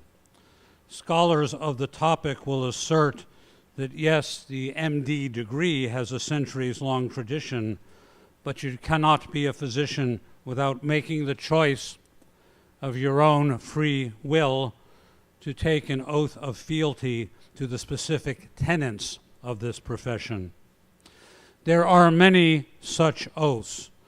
One of the most popular, probably due to its adoption by the Pythagoreans in ancient Greece and Christian Europe in modern history, is the oath attributed to Hippocrates. Hippocrates, born on the island of Kos, lived in the 5th and 4th centuries before the Common Era. The definitive translation of the claimed to be 2,500-year-old oath attributed to Hippocrates from Greek to English is by Professor Ludwig Edelstein. We will recite a variant of that oath this afternoon. We are one of the oldest medical schools in the United States. We believe in history, we believe in tradition, and we will now observe the defining tradition which transforms medical students into a doctor of medicine. The candidates for the degree Doctor of Medicine will rise.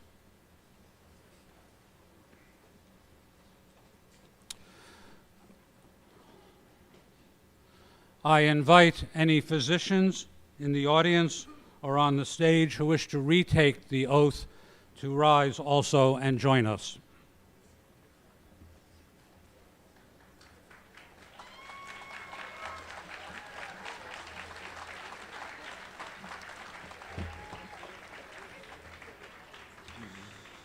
Please repeat each phrase after I do.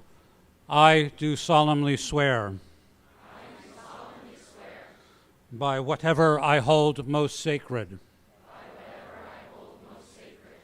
That I will be loyal to the profession of medicine.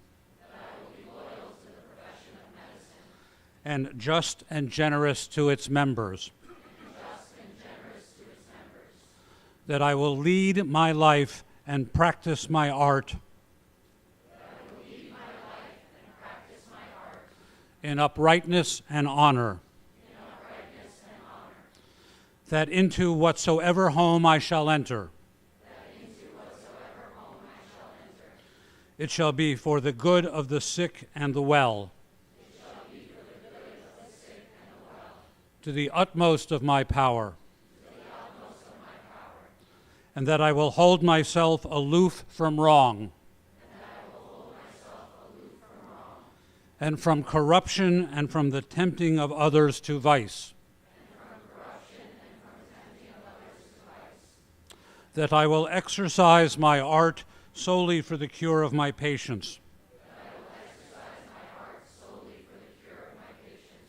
And the prevention of disease. And will give no drugs and perform no operation for a criminal purpose.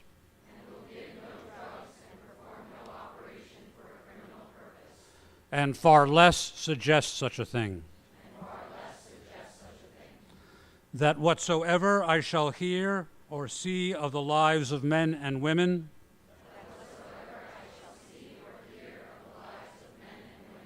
which is not fitting to be spoken, I will keep inviolably secret. These things I do promise. And in proportion as I am faithful to this oath, may happiness and good repute be ever mine. The opposite if I shall be forsworn. Congratulations, doctors. You may be seated.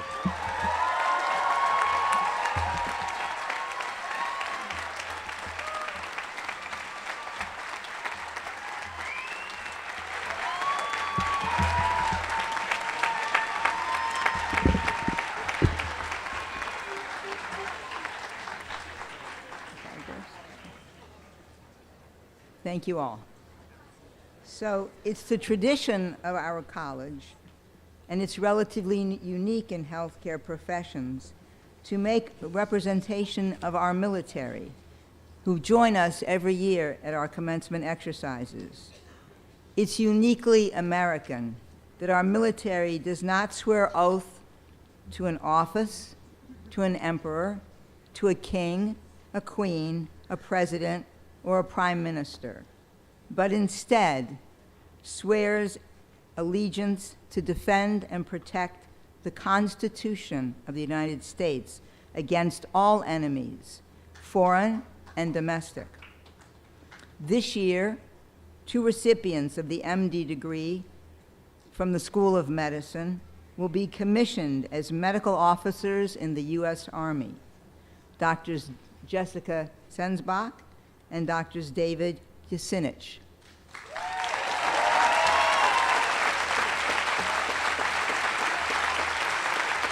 Thank you.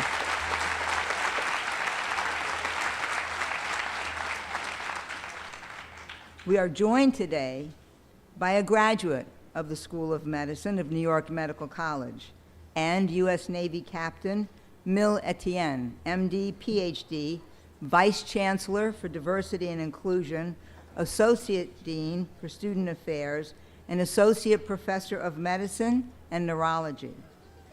Dr. Etienne founded and directed the epilepsy, EEG, and autonomic programs at the Walter Reed National Military Center from 2009 to 2012.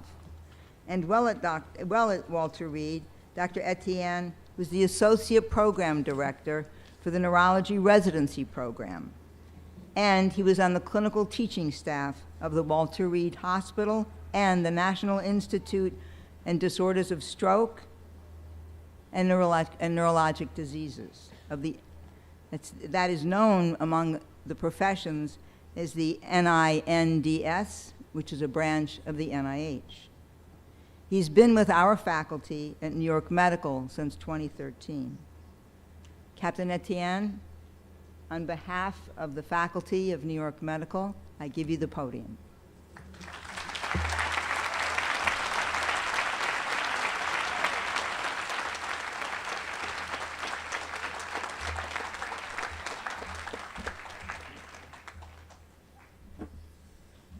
Thank you, Dr. Garrick. After graduating from New York Medical College, 2 of our graduates will move on to careers in the armed forces. This year, Doctors Jessica Sensbach and David Yasinich will be moving on to serve in the United States Army.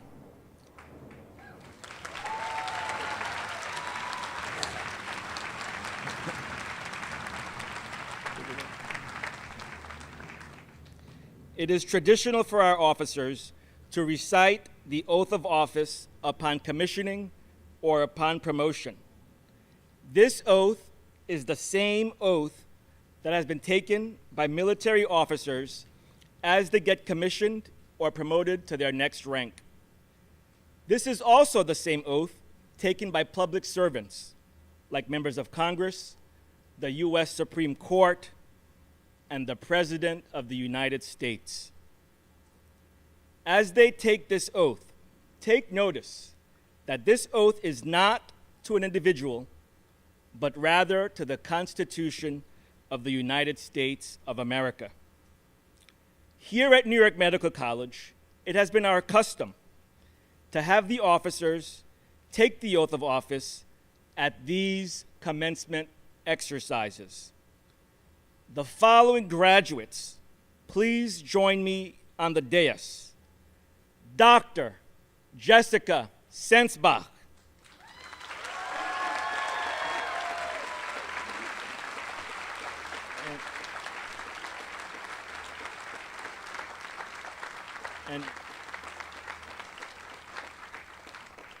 And Dr. David Yasinich.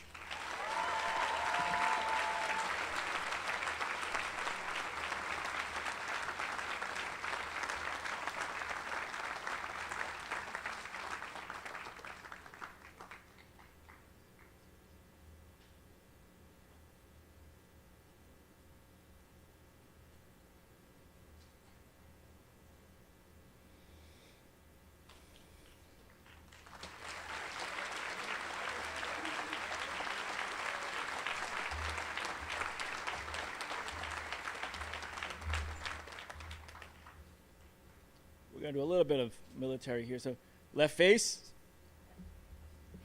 march forward, halt, right face, there you go. Everybody wants to take a look at you. All right. raise your right hand and repeat after me. I, and say it loud, state your name, do solemnly swear that I will support and defend the Constitution of the United States against all enemies, foreign and domestic, that I will bear true faith and allegiance to the same, that I take this obligation freely without any mental reservation or purpose of evasion, and that I will well and faithfully discharge the duties of the office on which I am about to enter.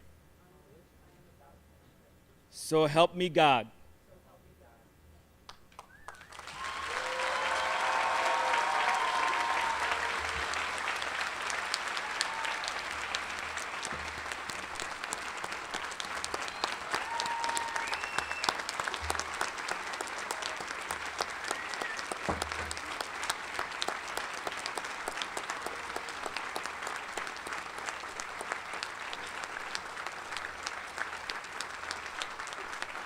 All right. Congratulations, officers. One last left face. Exit stage left. Thank you, Dr. Garrick. Thank you, Captain Etienne.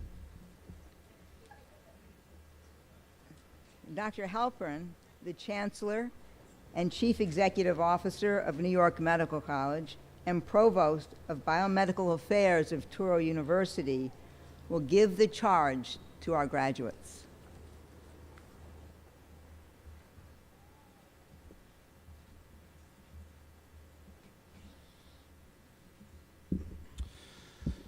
I offer the graduates first one more chance to rise, turn, and face your parents and family and friends who brought you to this period and express your thanks.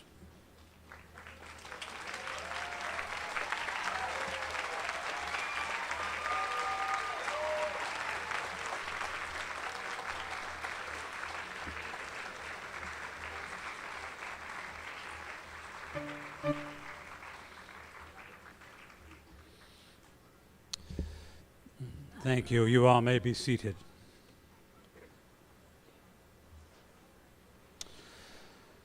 Ladies and gentlemen, I am sure you can appreciate the enormous logistics and planning that went into today's event. On the podium, in the audience, to my right, are people I would invite to stand and be acknowledged for the creation of today's event.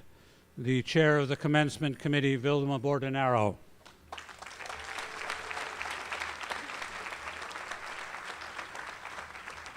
Robert Lancia, Director of Public Safety.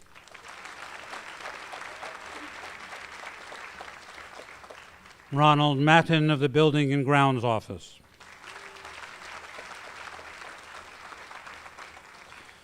Corinne Zestinik, Juan Castro, Michael Cotter, and Michael Frankfurter of Audiovisual Services. Thank you, everyone.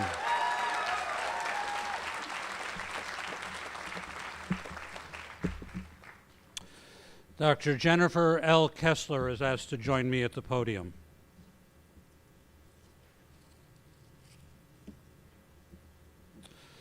A certificate of commendation signed by the Chair of the Board of Trustees and by the Chancellor. Whereas Jennifer Kessler has served with distinction on the faculty of the School of Medicine. Whereas she has served as Senior Associate Dean for Medical Education, led and managed the offices of Medical Education, Data Analytics, Education Technology, and the Clinical Skills and Simulation Center, and served as Faculty Accreditation Lead for Institutional Accreditation.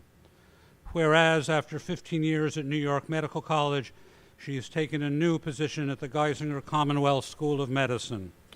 Whereas today, therefore, is her last New York Medical College School of Medicine commencement as Senior Associate Dean. Therefore, we commend her for her service to the students of this School of Medicine. We wish her Godspeed on the next phase of her career. Given meritoriously New York Medical College, the 23rd day of May, 2023.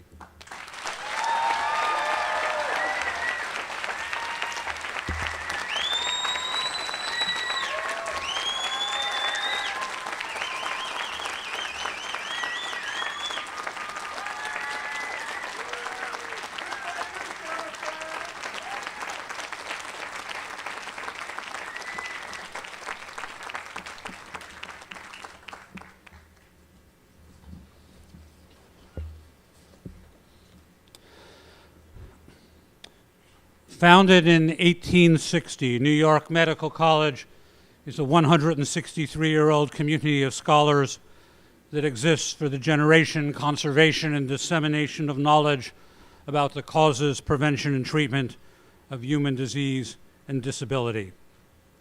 Chartered in 1971, Touro University is a 52-year-old university which provides educational opportunities and career paths to talented and motivated students, and has always shown particular attention to those who have been overlooked and underserved by higher education.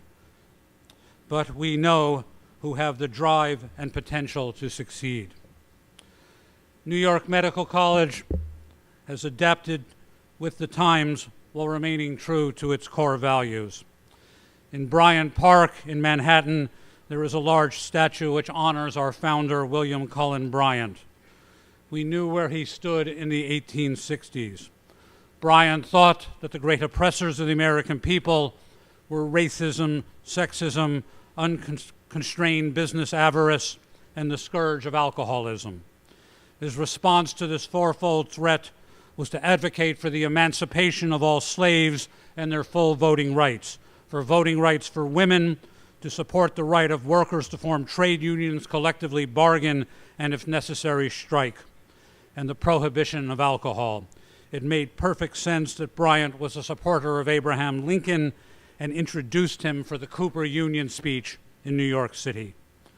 Lincoln's campaign slogan in 1860 was "Free soil, free labor, free men." To Bryant and his proposals and ideology, these were all of a piece. When Bryant established New York Medical College, it was in his time and remains in our time a bastion against bigotry in health education and health care. The founder of Touro University, Bernard Lander, as a graduate student in sociology at Columbia University in the 1940s, wrote his doctoral thesis on the causes and prevention and remedies of youth gang violence amongst the minority communities of Baltimore. New York City Mayor Fiorello LaGuardia created a committee on unity by Mayor Executive Order in February 1944. Its purpose was, quote, to make New York City a place where people of all races and religions may work and live side by side in harmony and have mutual respect for each other, and where democracy is a living reality. Lander was a staff researcher for that committee. One might well imagine that Bryant and Lander would have much to agree upon. New York Medical College and Touro University are defenders of respect for all and a place where there are no hyphenated people or patients for our caregivers. There never shall be such a thing as an illegal or undocumented patient. Human beings never were and never will be illegal.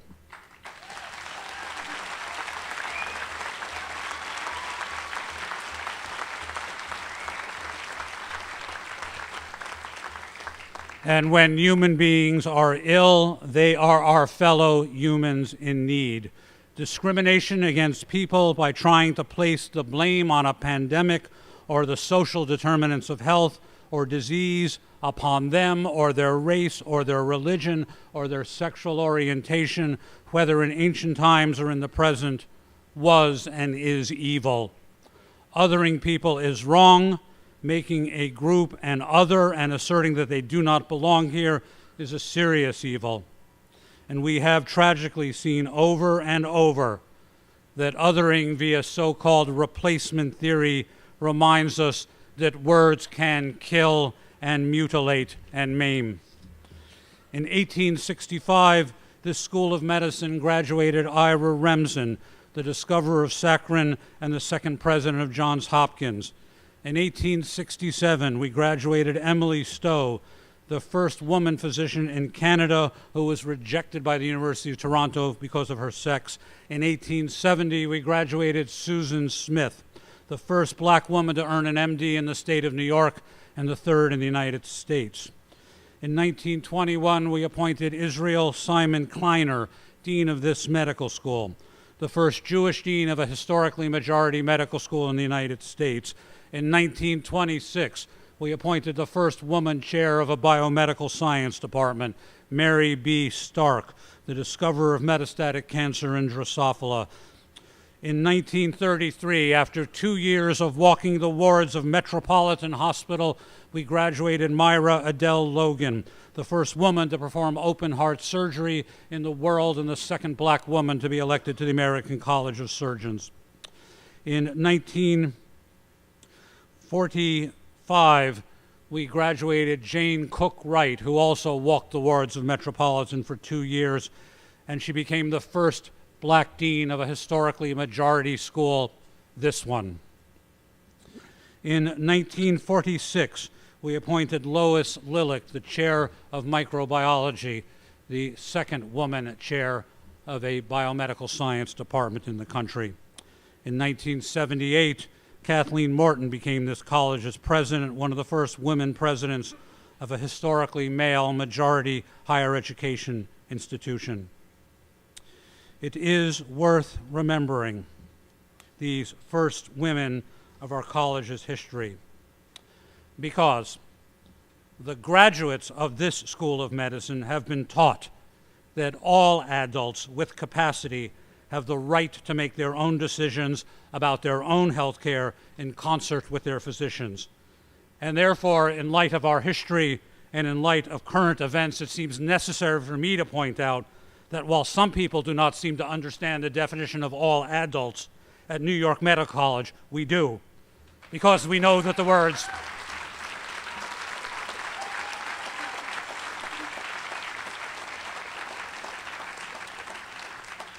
because at this college, we know that the two words, all adults, includes women.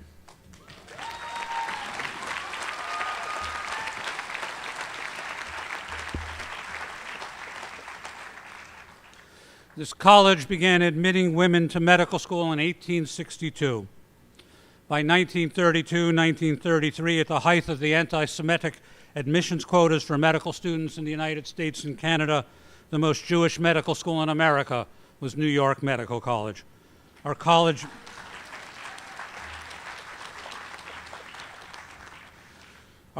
is among the most diverse of its type in New York, and one of our major teaching hospitals, the Metropolitan Hospital, was named the most diverse in the United States.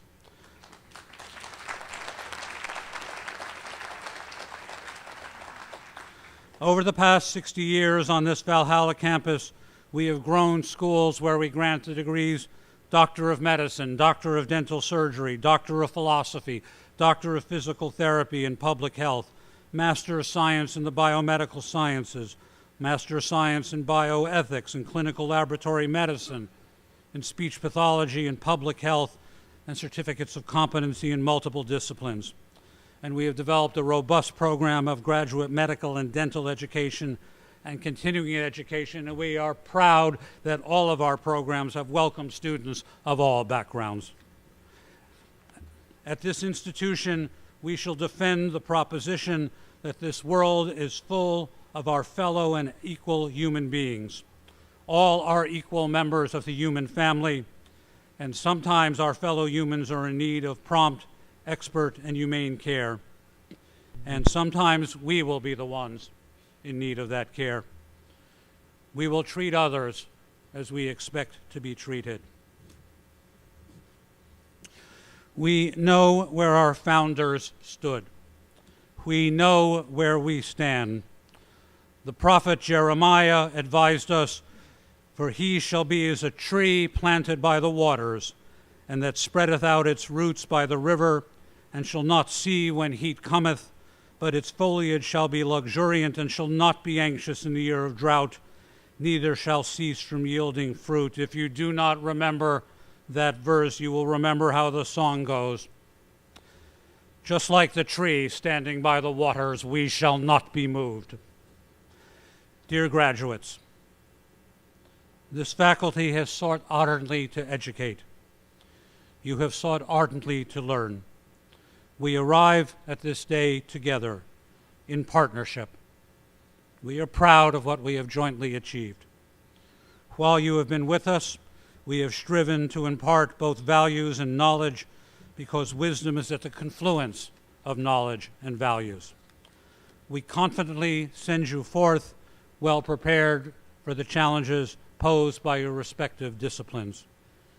As you go forward, I charge you to commit yourselves to the highest professional and ethical standards, to render to each person the dignity that is rightfully theirs, to remember that you are stewards of the connected human family, to be compassionate to those in need, and to remember with pride New York Medical College and Touro University, as we shall proudly remember you. My dear young doctors, Godspeed on your journey.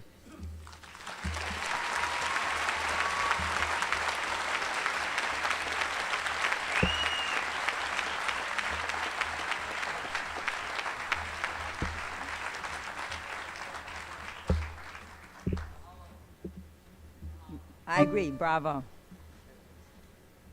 So, as you might guess, we have reached our conclusion.